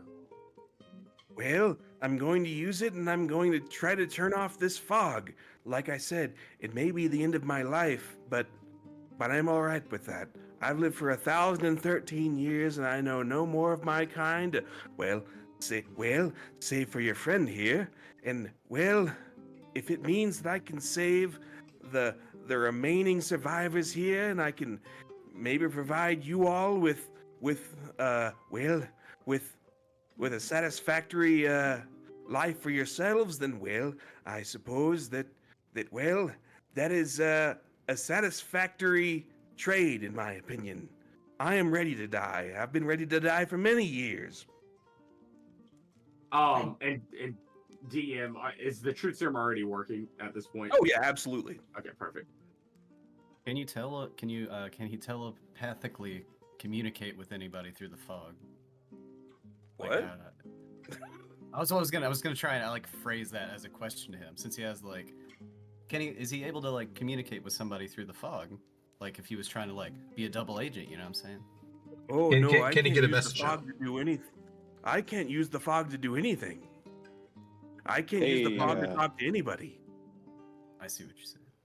Hey, Cyrano, Yes? that's a pretty interesting lock you have on your door. Seems like pretty heavy security for a kitchen. Well, I like to stay back there and I like to remain private and to be honest with you, the first few nights here I was alone. And before I was able to put these magical barriers into effect, we were being attacked by skeletons every night. So selfishly, I did provide a means by which that I might hide myself. So you have nothing to hide when you go there every night? He kind of looks at you confused, like, hide? No. Well, I mean, you've been back there yourself. What did you see? I saw a normal kitchen. I'm just curious to know what you're doing every night when you go in there and lock your door. Well, I like to go back there and, I like to meditate on my homeland. What's your homeland? God damn it, Cyrano, you're clean as a whistle. He says, if I tell you, you promise not to be mad? Yeah. Well, in my youth, I used to be a private in the Landarothi army a long time ago. Eventually, I was raised to the level of what's the word I'm looking for? Of battle mage. Eventually, I became a great sergeant, and because I refused to go and get my master's degree, that's just where I stayed. I stayed there for. I was there for about 566 years as a battle mage for the Landarothi, and I suppose that's why I don't pay my taxes. Oh shit, Cyrano. Gotcha. So you're from the Landarothi, and that's where the whole thing happened. So you say you're 1,000 years old. Yes, so the Landarothi collapse. Yes, it was about 300 years ago. I remember it very well. What were you doing? Like, were you in Landarothi when it happened? This this was such a long time ago. This is back when I was able to talk. But the last thing that I remember about the collapse is that I was digging some people out of a collapsed house, and then I was able to get them out, and all I remember around me was fire and ash as far as I could see. And then I looked out, and then I saw people walking down the street with their arms outstretched. It's almost as if their whole body was burned by the fairy fire of the explosions, and their skin was hanging off of their fingertips, and they collapsed. They only sought water, and well, ever since then well, he kind of trails off. Did you recognize Guardian when we first came in? Do you know him from the past? He looks at Guardian and he says, well, I don't believe so. Do you know who caused the Landarothi collapse? Well, of course, every Landarothi knows. It was the Confessor. The Confessor. That was his name. Why, yes, the Confessor. It was said that at the most low part of the war, it was said that his most esteemed general was failing him. That they were losing troops left and right. It was just carnage every battle, and well, they decided that there had to have been another way to end the war. So they communed with the Lord, whom, by the way, I no longer respect. In their, I'm not exactly sure what they did, but they, in some way, trifled with the divinity of the Lord, and in their hubris, the Lord struck back and ignited every relic within the Landarothi kingdom, and essentially, everywhere that we had any sort of like religious iconography, it erupted with fairy flame, and well, the rest is history. This Confessor, did he have this standard armor that he always wore? Was it purple, perhaps? Well, the Confessor never wore armor. Well, wait a second. What do you know of the Landarothi? Not much. I'm just asking. Well, the Confessor was essentially the mouthpiece of the Lord, and his job was to relay the will of the gods to the people and to administer that in the way that he saw fit. And he was essentially, I mean, there's not really a powerful or a one-to-one analog between Einland and the Landarothi, but he would have been their king. And well, it was his job not only to speak with the Lord, but it was also his job to raise his chosen. It's chosen. What do you mean by that? Well, at the age of 6, every Landarothi male and female would be brought up before the Confessor, and then they would go. The Confessor would basically go and appraise all of these children, and then every 15 years they would do this, and then basically anybody at the age of 6 was put up there, and then they were chosen, and if they were not chosen, they were killed. And there was only 3 chosen per cycle. So at that point, he would then raise those children as his own. What was the purpose of these chosen? He raised them up to be grand generals of the Landarothi, of course, to continue the war. I see. Okay. Thank you. Thank you, Cyrano. You're welcome. I'm glad I could allow some. I'm glad I could allow some of my knowledge to trickle down to you. Cyrano, you said one thing like back in the day. It's when you talk normal. When did your voice change to this? Like, what caused it? Just age? Well, during the Landarothi collapse, I have to admit I took a rather large blow on the head.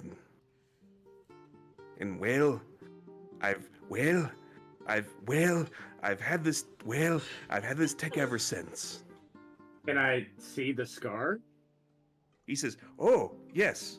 So like he pulls like back the back of his like head scruff, and he like is like he's because he's wearing like a little scarf on his head. He Mhm. like pulls back the back, and like you just see like this big like gouge in his skull that's been like stapled back up. Oh, so it's like on the top of his head? It's like on the like back here. Oh, interesting. Yeah. Yeah. Oh, yeah, Cyrano, one last question. This confessor, does he still live? Well, I would imagine he does. Before I defected, the last thing I heard that he was taking any survivors down to the southwest to the southwest colonies. And that is the new Landeroth that you see today on your maps.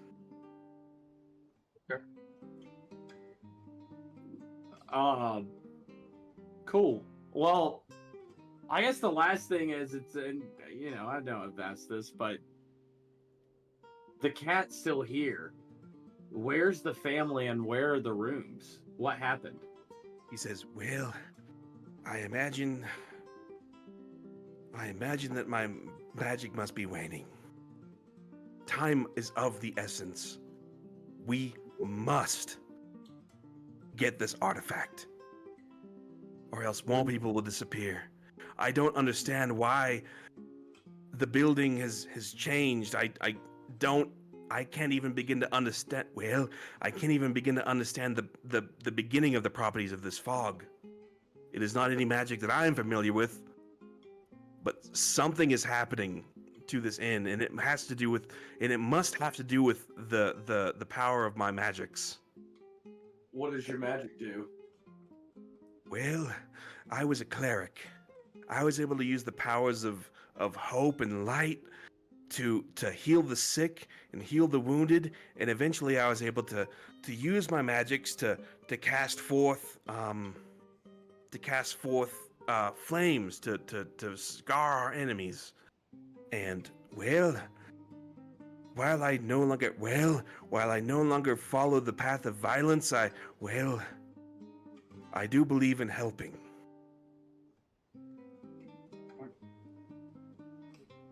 Have you been doing anything violent? In my youth, I was a very violent man. When you were with the Landerothi? Yes. So Well, Sarah. Oh, go ahead. Sorry. Oh, there's something here.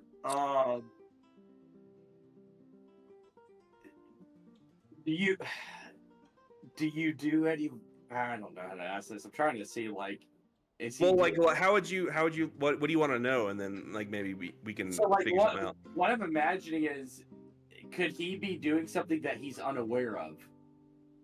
Like when he goes to sleep and meditates, and then when he wakes up and comes up, things are changed.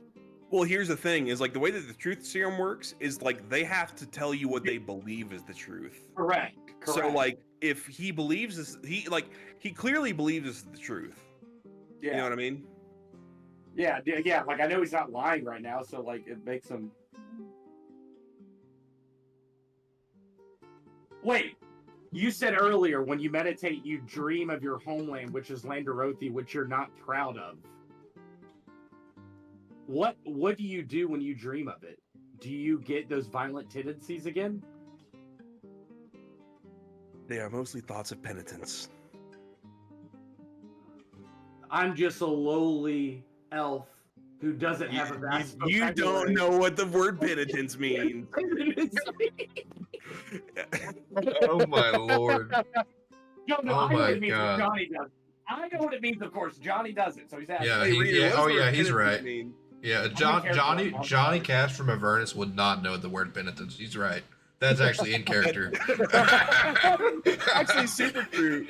No, the Reader's sitting there looking on his phone. What is penitence? No.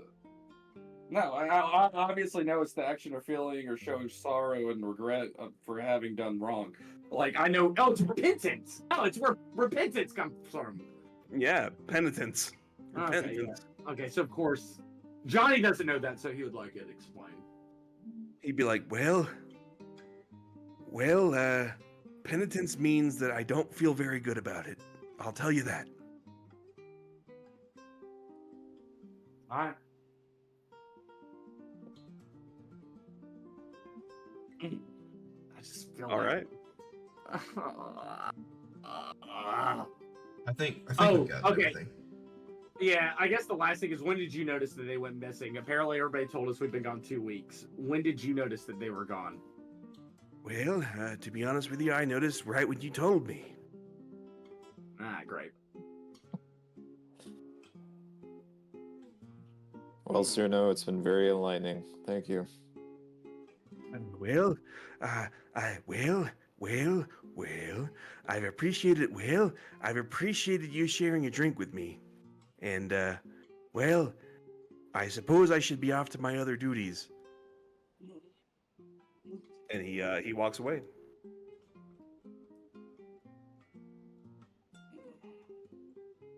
Well, yeah. Let's go So get at this that point, artifact. like we've sufficiently grilled Cyrano, I think. Yeah. And do we all want to go get the artifact? Yes. Artifact hunt. I do. Do it. Yeah, let's do All it. right. So we're like, all right, we've had our drink, and everybody heads out. And I've got to go pee while this is loading up. So I'm going to go ahead and activate this and let everybody load in. It shouldn't take very long. We activate the music, Spooky Furious ambience, and oh, I'm in the wrong section. Hang on, here we go. Spooky Forest. All right, I'll be right back. Can someone explain to me what artifact we're working with here? The Probably artifact cause the fog. to stop the fog. Did we learn about this artifact from fighting the bandit lady? Yeah. And we told Cyrano about it. And Cyrano wants it to stop the fog. That's all. Interesting. That's all he questioned about him, and then he's in the truth serum and said what he told us before. So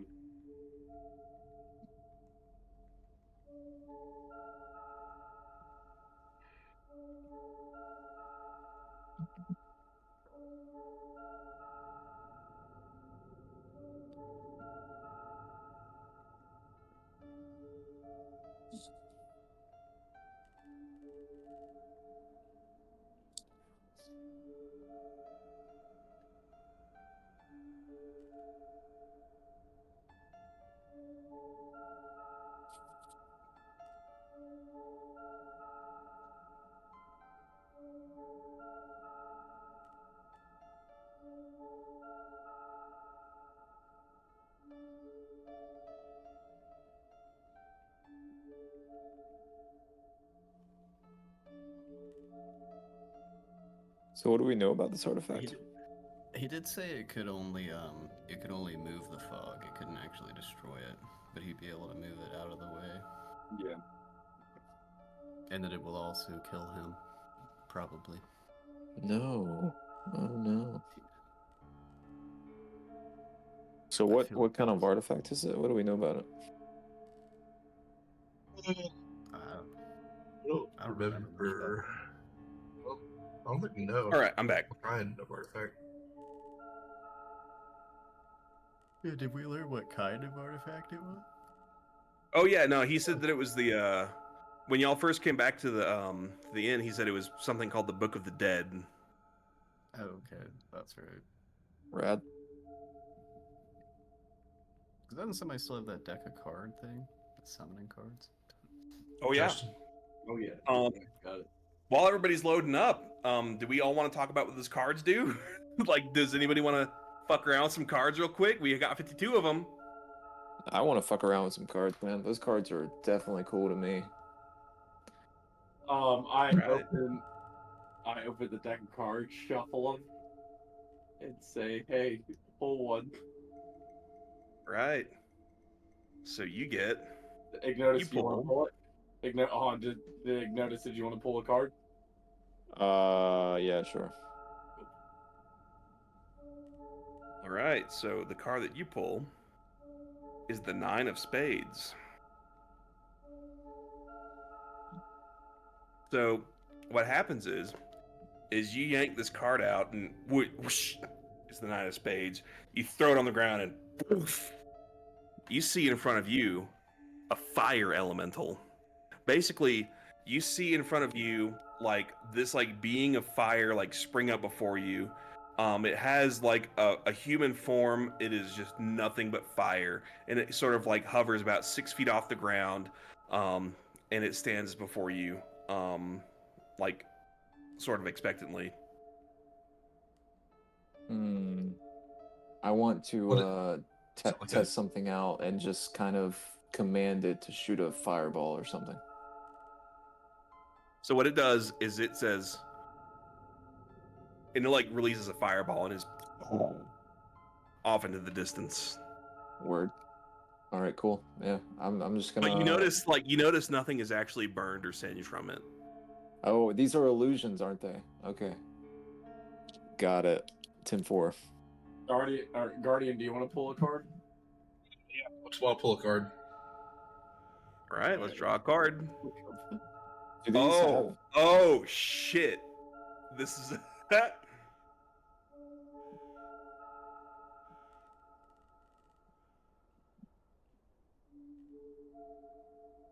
Oh, that's hearts. Okay, yeah. So, Guardian, you pull a card and you throw it down on the ground, and poof, you see the resplendent King of Einland in front of you. He is about 9.5 feet tall, really, really dark skin with an eye patch over his eye. He stands there and he holds a sword in front of him, like really regally, and he says, "You should pay your taxes." Tell him no. He says, "You should pay your taxes." Okay, I will. You should pay your taxes. Jesus. Messiah. So like this conversation goes on for about a minute, and then he goes, and then he's gone. Worst Back illusion bar. So hang ever. on, what do we say? 9 of spades. I got to take those cards out. It was 9 of spades. You didn't tell us what that last card was. It was the King of Hearts. Magmar, would you like to pull a card? No, I'm okay. I think I'm gonna I pass. think we should save these. Yeah. God, somebody just one more card. Denny, would you like to pull a card? I do. Hell yeah. Oh, let me do this. Spade 9.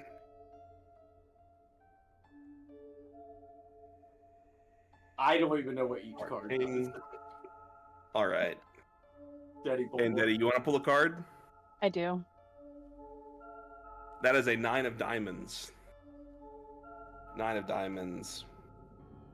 You take the card and you go 9 of diamonds. You throw it on the ground. There is like a 6.5 foot tall minotaur in front of you, and it goes. Then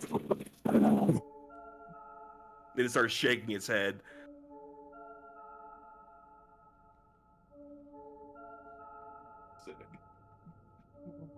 Cool. Said, now we're going to the chapel.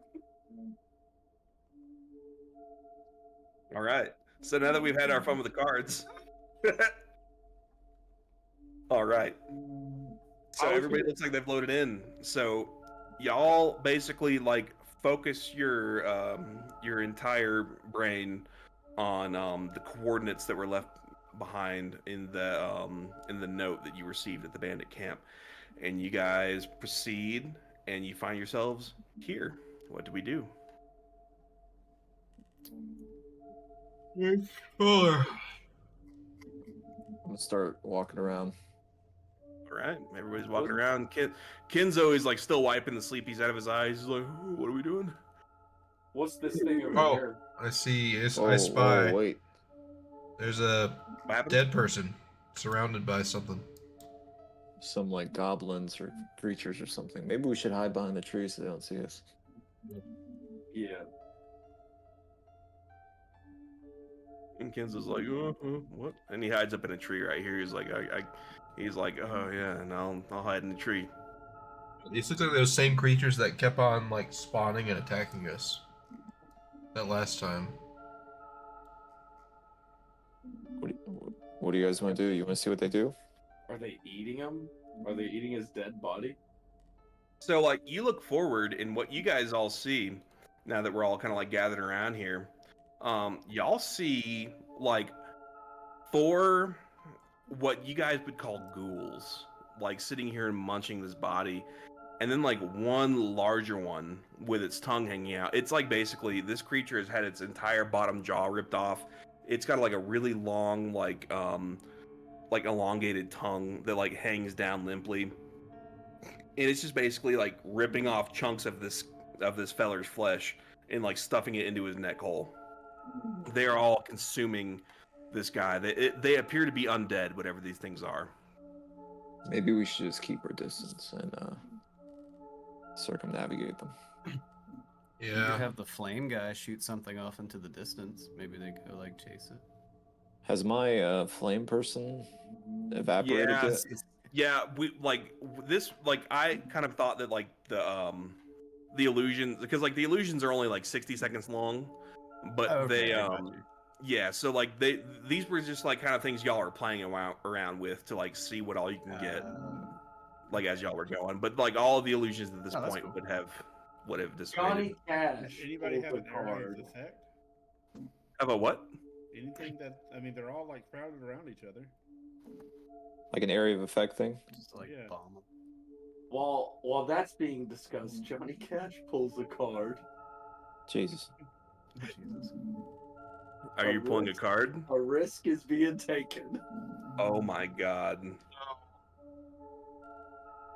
So like the way that this works is like anytime you pull something high, the higher the roll is, the weirder it could be. So you just pulled the Queen of Spades. Oh god.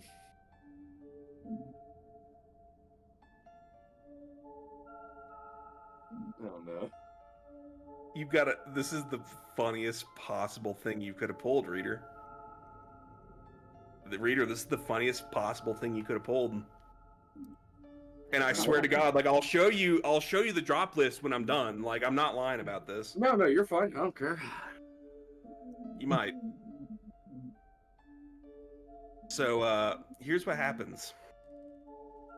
You pull out a card, you go, you say, Queen of Spades. You throw it down, and it goes, poof. Then all of a sudden, you see your fucking dad. He poofs into existence. You gotta be kidding me.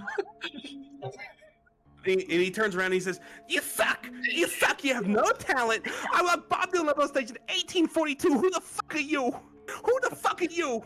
Oh my god. You fucking suck. You got no talent. Just because you got that little horn lit doesn't mean you can fucking play. Why don't you fucking why don't you go and get a studio and then you go and rehearse and practice and then you can go get a gig. Yeah, And like run as over all there of to this those screaming is ghouls. happening, all of these characters that were sitting there eating that guy, they all look at you. Jesus. And they start looking at you, and they start going. Now we are all in a fight. Yeah. I think I've got everybody in here. Did I forget to put you in here, Lamb? I'm so sorry. Did I fuck up? I don't see you. Yeah, it was under right Daddy. here next to Daddy. Oh, he's under. Oh, there you are. Oh, you must you must have been inside of her at the time. Yeah. Ooh. Yeah. Oh. Let's try to Pervs. All right, hang on. Let me put Ghost near Guardian because that's where y'all would have been. All right. So they all look at you, and we are now in a fight. And we are going to go ahead and toggle combat state on Is my everybody. dad in combat too? Yeah. All right. So the the the combat is as follows. It's going to go Johnny, Ghost, Magmar, Trumpet, Finger, the Dead Cultist, Ghoul, Lamb, Ignotus, Deddy, Ghoul, Guardian, Ghoul, Kenzo. Is there anywhere we can see that? Yeah, you press the 2 swords on the menu. I did, but it doesn't show them in order for me.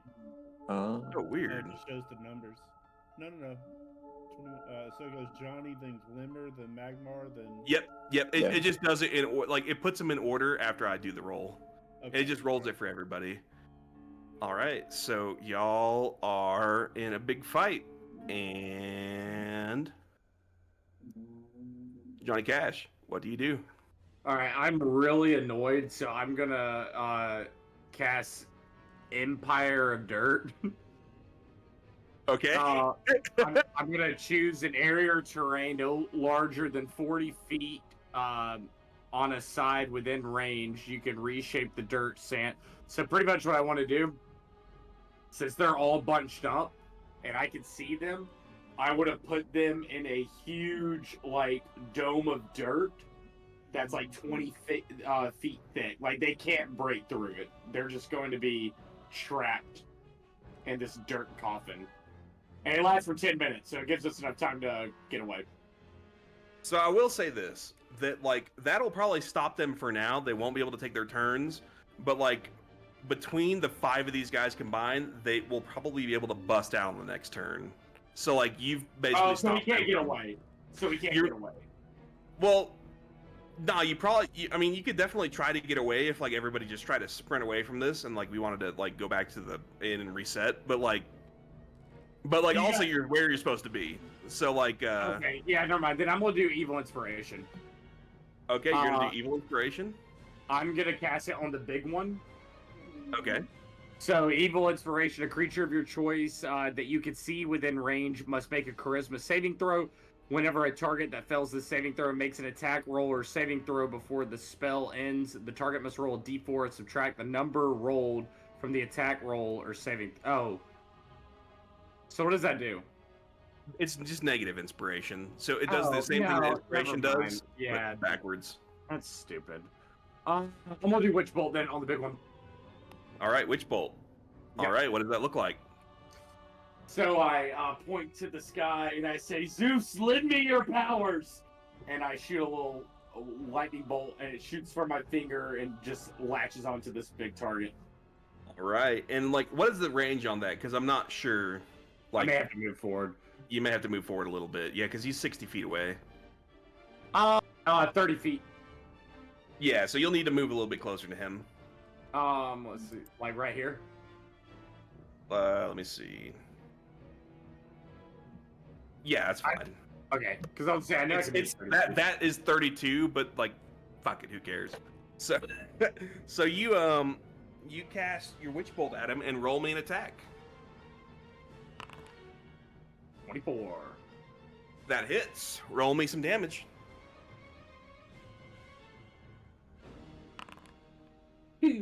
Not very good damage. All right, so you pop him, and like he just gets like a really bad,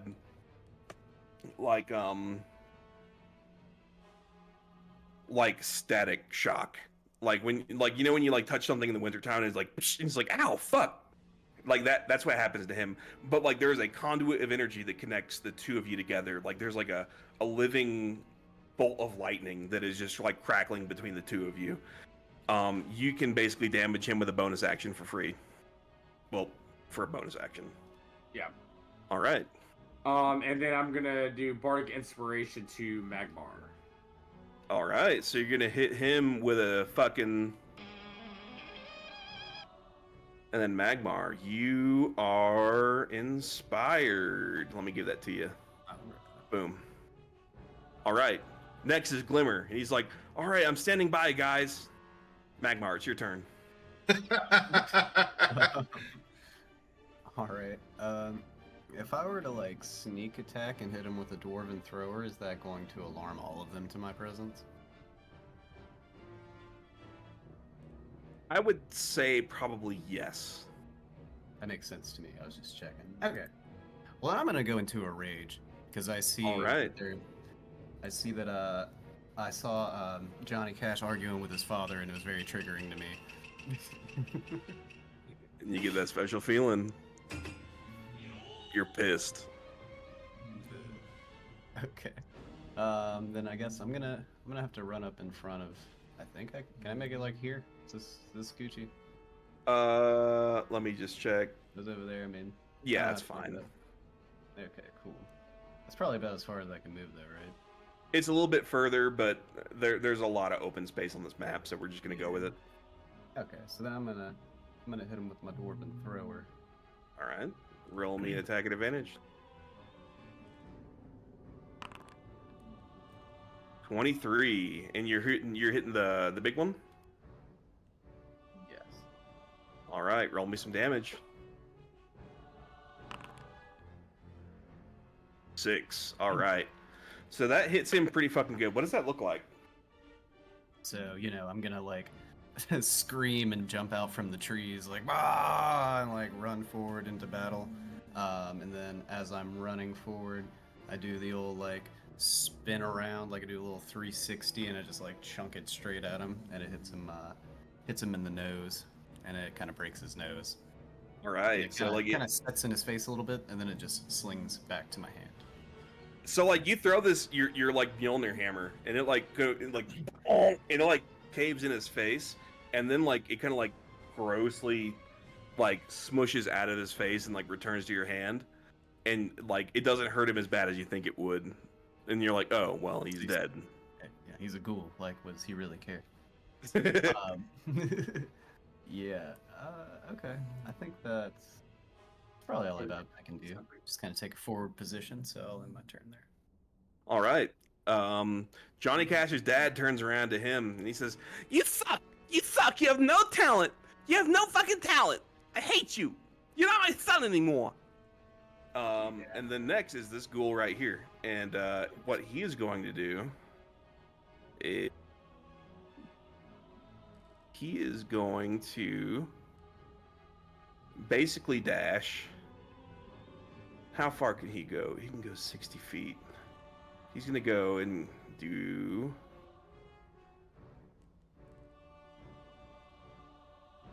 one of these.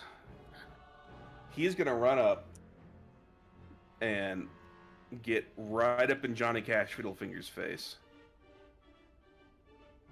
And he doesn't even have to use dash for that, because that was only like 30 feet. So what he's going to do is he is going to take a chomp out of Johnny Cash. He's going to roll a 23. Doesn't hit. It does hit, though. And he is going to fucking, like, take a chomp out of your ass while you're, like, really... like distracted by your illusory dad just fucking screaming at you. He bites your ass and you take 8 damage. And that's actually quite a bit for you. Oh wait, there's a concentration? Oh, I didn't roll that. Yeah, DC 10 saving throw. You're good. All right. Next, it is Lamb. What do you do? I'm gonna move up. Let's see, how far can I move up? I think you've got like 40 feet as an all. 35? Yeah, 35. Walk. So, yeah. Alright, so let's see. 30, 35. Alright, I'm gonna get right here by Moose Knuckle. And I can target one character 60 feet away. Can I target a character behind another character, or does that initiate a penalty? So that cultist right there is dead. He's just a corpse they've been munching on. Oh, it is? Yeah. This guy though, and this guy. So all four. Yeah, those guys are both totally within your range. Yeah, they're both 24 and 23. They're less than 30 feet away. Which one have we actually hit so far? We have hit the guy on the far right, the ghast. Alright. Yeah. I'm gonna go ahead and take him out, or try to take him out. With I think it's called Sacred Flame. Let me look it up real quick.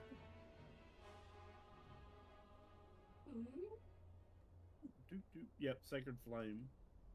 All right, that's a DC 12 saving throw on this sucker for dexterity. You got a 17, and I did disadvantage on that. Oof. Is that a saving throw? Yeah. No, it doesn't say it on mine. Okay. Oh, it says it in the chat log. Yeah, 12 dexterity.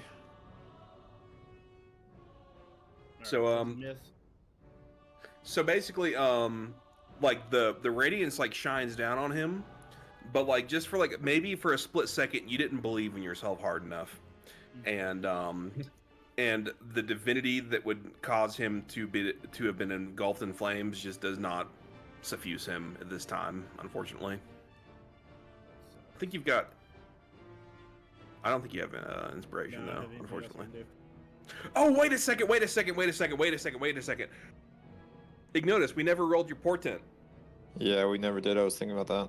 I'm gonna roll 2d20 right now, and if you want to use one of your portent, we can do that now because I completely forgot to do that this morning. Okay. All right, first one is a 10.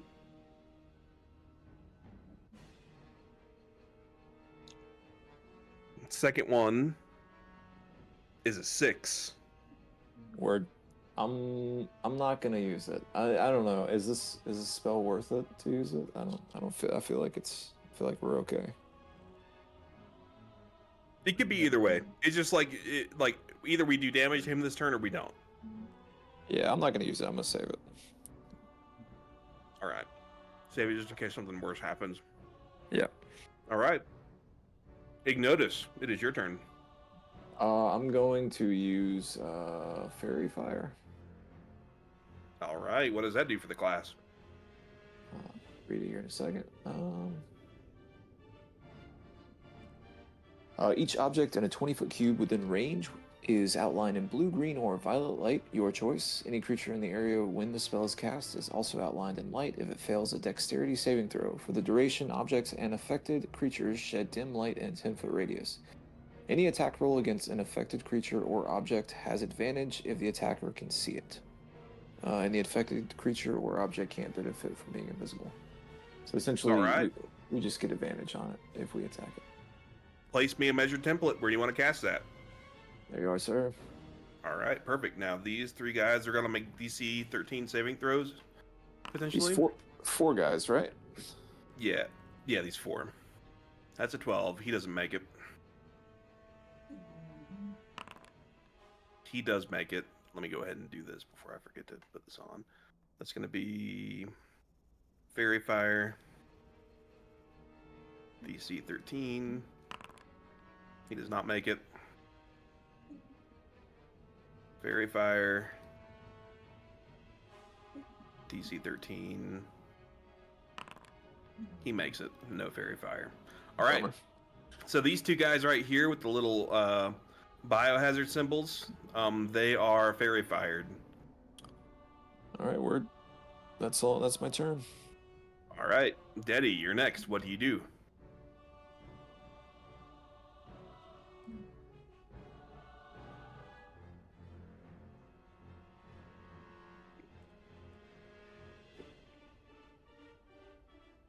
Sorry, I was muted.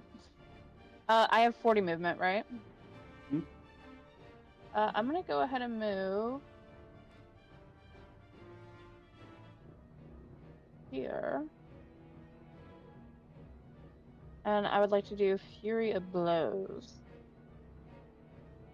All right. So on my screen, like, you're not by Am I not anybody close to enough? hit. Do I still have more movement? Yeah, you got more How movement. close can I get? Can I get like here? Who are you trying to hit? This gentleman right here. Oh yeah, you could totally hit him. Okay. I'd like to Alright. do Fury of Blows. Ballin. Roll me 2 unarmed strikes. That'll be in your inventory. It'll be the one that looks like a fist. Yep. Then just do 2 attacks. 18. That hits. 21. That hits. Roll me 2 damages. 3. 5. That's a total of 8. So what does that look like? How does that work out for you? I give a nice upper right hook. Which kind of throws him back onto his back. So he's on the ground. Yeah, he's like sitting here, he's like squirming and stuff. And you've still got your action left. Do you want to hit him with anything else? Yeah, I do. Let's do my nunchucks. All right, you'll do this at advantage because he's on his back. You said disadvantage? No, advantage. I'm sorry. Advantage, sorry. Oh, Is that a fucking crit? sure is. All right, roll me some crit damage. You'll just click damage and then you'll do a critical.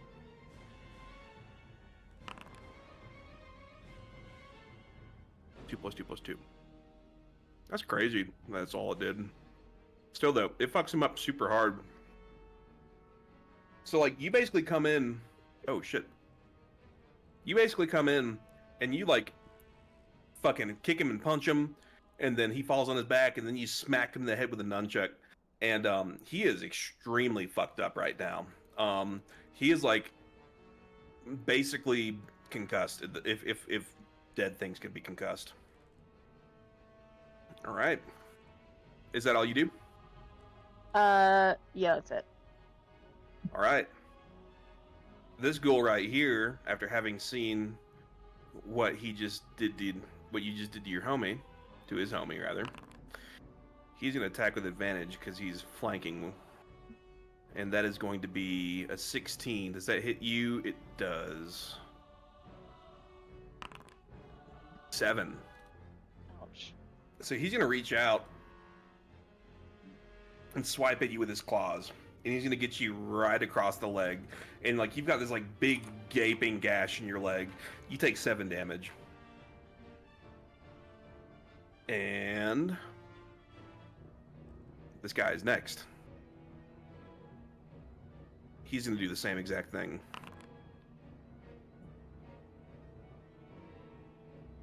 He rolls a 15, and I believe that hits you as well. 4. So he does the same exact thing, except that one does not hurt you nearly as much. But you are at 10 HP. He's getting fucked up. All right, Guardian, what do you do? Yep. I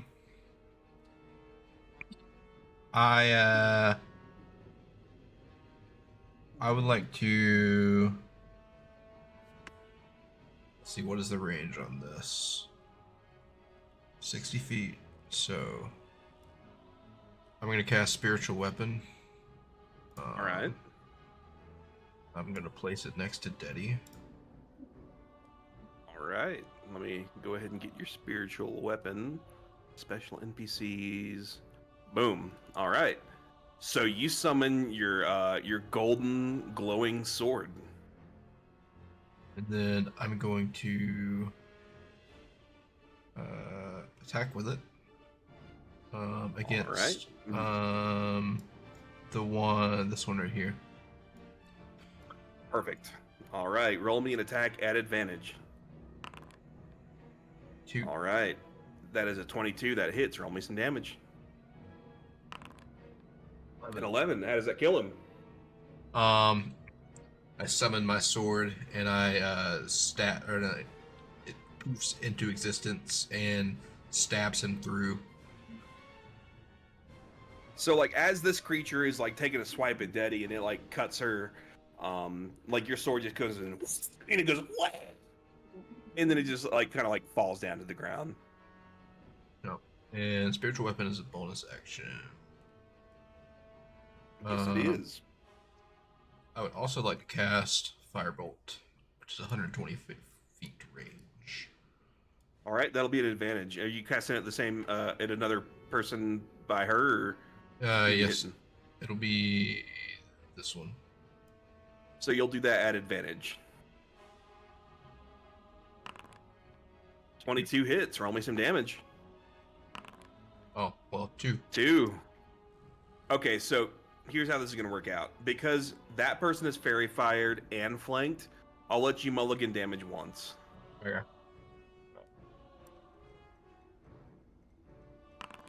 10. 10, that's more like it.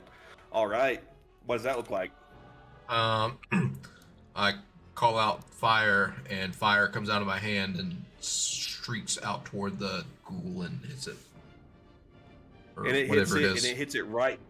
It hits it right in its face, and it rips half of its face off. And it looks at you, and it screams. It goes. Bleh!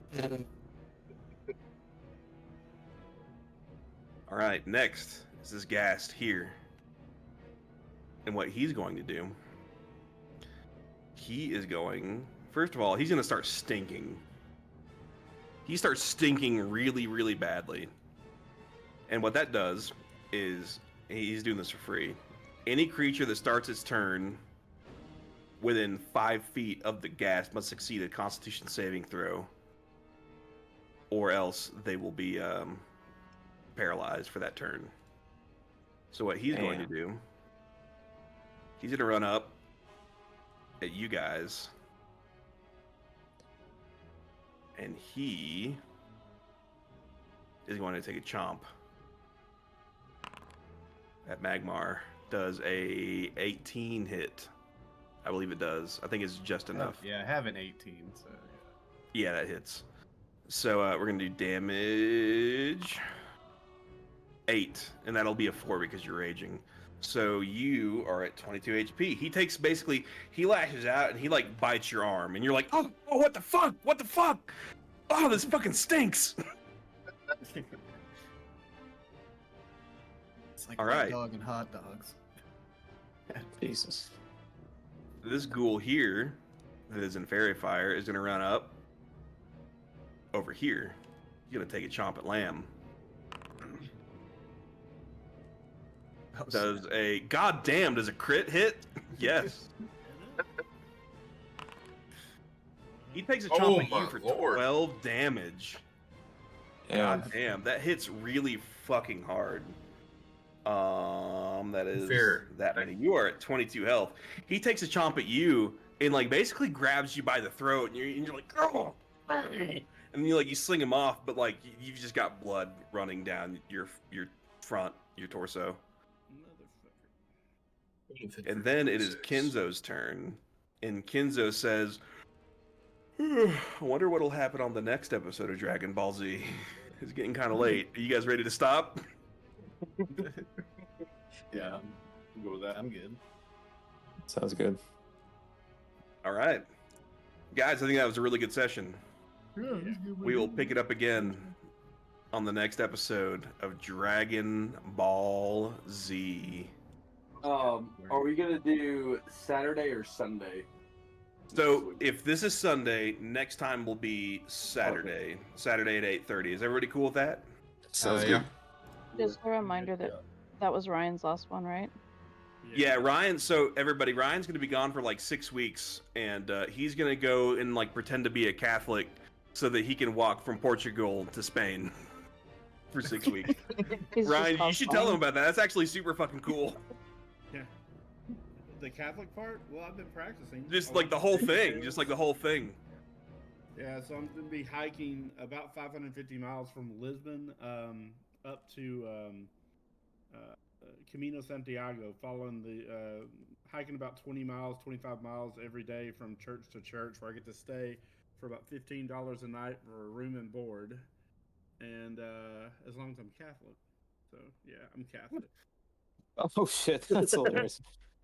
and I've been Brayden, watching you- Veggie Tales so that I know Catholicism at pretty a baby level. And my story is that I just got married, so I had to become Catholic, and Learning. So you're doing this just because you want to Romantic. hike? Is that the thing? Or are Yes. You... Yeah. Okay. Word. That's Brayden, cool. you know something about Catholicism, right? You went to a Catholic school for a bit. No, I never went to a Catholic school. I thought your name on Xbox was that Catholic kid. for a long time. No, no, he Totally took it from different meaning, Jacob, totally didn't he? different meaning. Dude, I thought you were Catholic for years because of that gamer tag. No, dude. When did I ever have that? I don't know that story at all. Dude, I thought that you had to go to like some weird like public or private Catholic school in Florida. No, I went to some Methodist private school in Dothan one time. Bro, dude, did I just like create fanfic about you as a kid? Like, what the fuck? Yeah, because Dude, I could have like I went to thought, Northside Methodist at some Yeah, point, right? his Yeah. high school was like had like outside hallways. It was like one of those Yeah, that's weird true. high schools. That's 100%, yeah. Didn't have They have like the nuns inside with school. rulers. Raiden, what else do I not know about you, man? Like, fucking, are you a communist spy? Like, what's up? Like, One of these days you'll find out, man. I suppose I will. I suppose I will. God, I keep on finding out more and more all the time. I thought you were like at least part of your family was Catholic because you had that gamer tag for so long. Did I have that gamer tag or was that someone else? Yeah, it was like that Catholic kid. It's like you would have been. It What wasn't I Grant. remember, what I remember is Braden. I remember Braden did have that gamer tag, and it was you had taken it you had taken it from someone in the friend group, and there was an argument about it, but you had taken it from them so they couldn't have it. I don't remember that at all. I remember that. That doesn't ring a bell at all. That's crazy.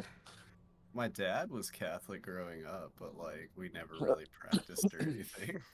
Like I went to Yeah. mass a few times. I was like, yeah, I would never Ooh, consider myself. I feel like a I need to Catholic. like pull a gun on you and figure out what's going on. Oh, Get the Ryan, truth this, serum this will out. be- this may be important that you may already know, but do you know about transubstantiation? No, but I'm googling right now. That No, is a transubstantiation? major- That's a Boy, major you about difference you between about Like the to major 95 Catholicism and Protestant. So you about to eat some transubstan- real meat, my man. Yeah, so when Christians do communion, a Protestant believes like when you take like the grape juice or wine and then the piece of bread, it's like a representation. Oh yeah, but Catholics think it's real. And they think it's the real blood and the real body. So It's just- zombie and vampire. Mm-hmm. Hey, what if you get there and they just start fucking quizzing you, man? And they just start drilling you, you know? Man, It's I've like, watched so many fucking YouTube apps inquisitors. over this shit that yeah. The crouton of Christ. They may ask if you've been what is it? Not christened. What is it when you're going through to become Catholic? Oh yeah. Confirmation. Confirmation. Yeah, they don't really ask anything about that. So you have to the way that it works is you have to apply for a pilgrimage. So I've Yeah. already applied for the pilgrimage, and so they've already okayed me. They So I literally shouldn't sent have him any a Catholic questions. passport. Yeah, it's my Catholic That's so passport. funny. So why do you want to walk 20 to 25 miles a day is my question. So what is the purpose of this? Character development. You have to understand, like he's done like the Appalachian Trail. He's done Mount Rainier. Like Mount Rainier, that's his Aconcagua. autism. Yeah, speaking Nice. of Mount Rainier. Oh yeah. I'm back. Yeah, I don't know how I can truly answer that. I guess I like pain, I guess. Is Or that where we're going? maybe when I was in the military, we had to do a lot of hiking. I just kind of like the idea of just walking. I don't know. There is like something mystical about like just walking. You know what I mean? Yeah. Yeah. A hike Maybe is awesome. maybe not a marathon, but yeah. You know, I think what it is that I really kind of just the Appalachian Trail was like a circus. I mean, you know, it's like literally thousands of people started like in this 3-week time span, and you just watch people drop off and drop off and drop off, and Yeah. you know, you just There's- keep on going. You get like these little families, you know, and stuff. So I mean, it's just kind of whenever you're in pain and someone else is in pain, there's a lot more honesty, I guess you could say, than you know, just That is true. walking past someone and saying, "Hey, how are you doing?" and giving the bullshit answer of "fine," because no one's fine. Everybody's got fucking baggage on their back and baggage on their mind, and you just kind of good way to let loose with shit. Trauma bonding. Yeah, I'm gonna stick with that answer. For sure. Yeah. Oh, Sounds good. but I'm heading off. I gotta be up early and drive an hour and a half to the school. Oh, where are you going this time? Jacksonville State. But I'm back every night. Thought they had a Oh, restraining order against you. Nah, that's only the middle schools. Oh, okay, different school. I got you. Yeah, different school. All right, guys. I'll see you. I'll see you guys. Ryan, friends. All right. safe travel. Oh yeah, safe travels, Ryan. Man, stay safe, and just remember, Martin Luther sucks. Yeah, well, I'll tell you what. If I see our guys on Discord on Sunday, since I'll be staying where they got free Wi-Fi, I'll jump on. Oh, right on, right on. But I Yeah. don't know how well I'll be able to play from my phone, to be honest with you. That's why. Oh yeah, like if it comes down to it, and you're like really super duper hard up, I'll just like move for you, and if you're able to see the stream, we'll make it work somehow. That's But what I'm like, freaking but out like for. That's gonna be- otherwise, if it's not able to work, well, it'll be fine. Yeah. And you Well, can just order make some sure none of HelloFresh the- while you're there too. Yeah, get some Oh, yeah, HelloFresh. HelloFresh. Yeah. Just make sure none of the other Catholics see you playing D&D. They may get suspicious. No, you're thinking Baptists. They don't. Oh like yeah, Yeah, yeah. yeah. Methodists are okay. Baptists, yeah. Baptists wouldn't even let you hike, bro. Yeah. I actually quit the Methodist church because all my friends were Baptists, and then the first day I went to Baptist, I was kind of doing like this little dance, and stuff like that. And they told me no dancing, and so I went back to being a Methodist the same day. Story. Oh, and I got in trouble for raising my hand during one of the sermons because I had a question, and that also was frowned upon. Yeah. Oh no, you want another good one? When I was because like my parents yanked me out of like public school when I was a sophomore in high school, like that summer before, and they put me in like a super duper hardcore like conservative Christian school out in the middle of nowhere.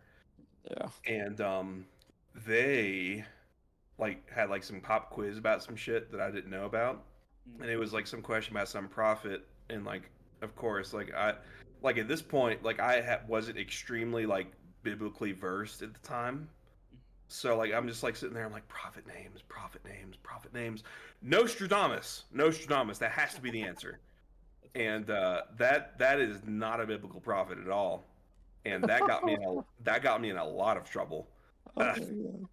Because like the principal, who was also like the Bible teacher, he called me to the front of the class and like made me stand at attention like in front of everybody, and he's like, I was rather just, and like can like, to be clear, like this is like my second or third week at this school, and he's like, one of your answers on the recent pop quiz troubled me, and I'm like, oh no, I must have got a 0. And he's like, what do you know of Nostradamus? And I'm like, I think he's a prophet in the Bible. I don't know. I didn't know the answer, so I just put down a name that was a prophet name that I had heard. And he was like, Nostradamus is not in the Old Testament or the New Testament. Nostradamus is a modern prophet who uses the powers of Satan. Oh And I'm God. like, he's like, he does not receive his predictions from the Lord. And I'm like, oh well, I don't know anything about him. I just thought that was a prophet. I just put that in an answer. I didn't want to leave it blank. He's like, okay. And then like everybody starts laughing, and I'm like, I don't fucking get it. I don't get it. Who is this character? So like I went and learned about him. I'm like, oh, that's why they don't like that guy. Yeah, you immediately got sorted into two categories: either us or them. Yeah, no kidding. Yeah. Like they were not okay with that whatsoever. Yeah. All right. Well, I'll talk to you later. Well, gentlemen, hopefully I'll see y'all guys next Sunday. All right. All right.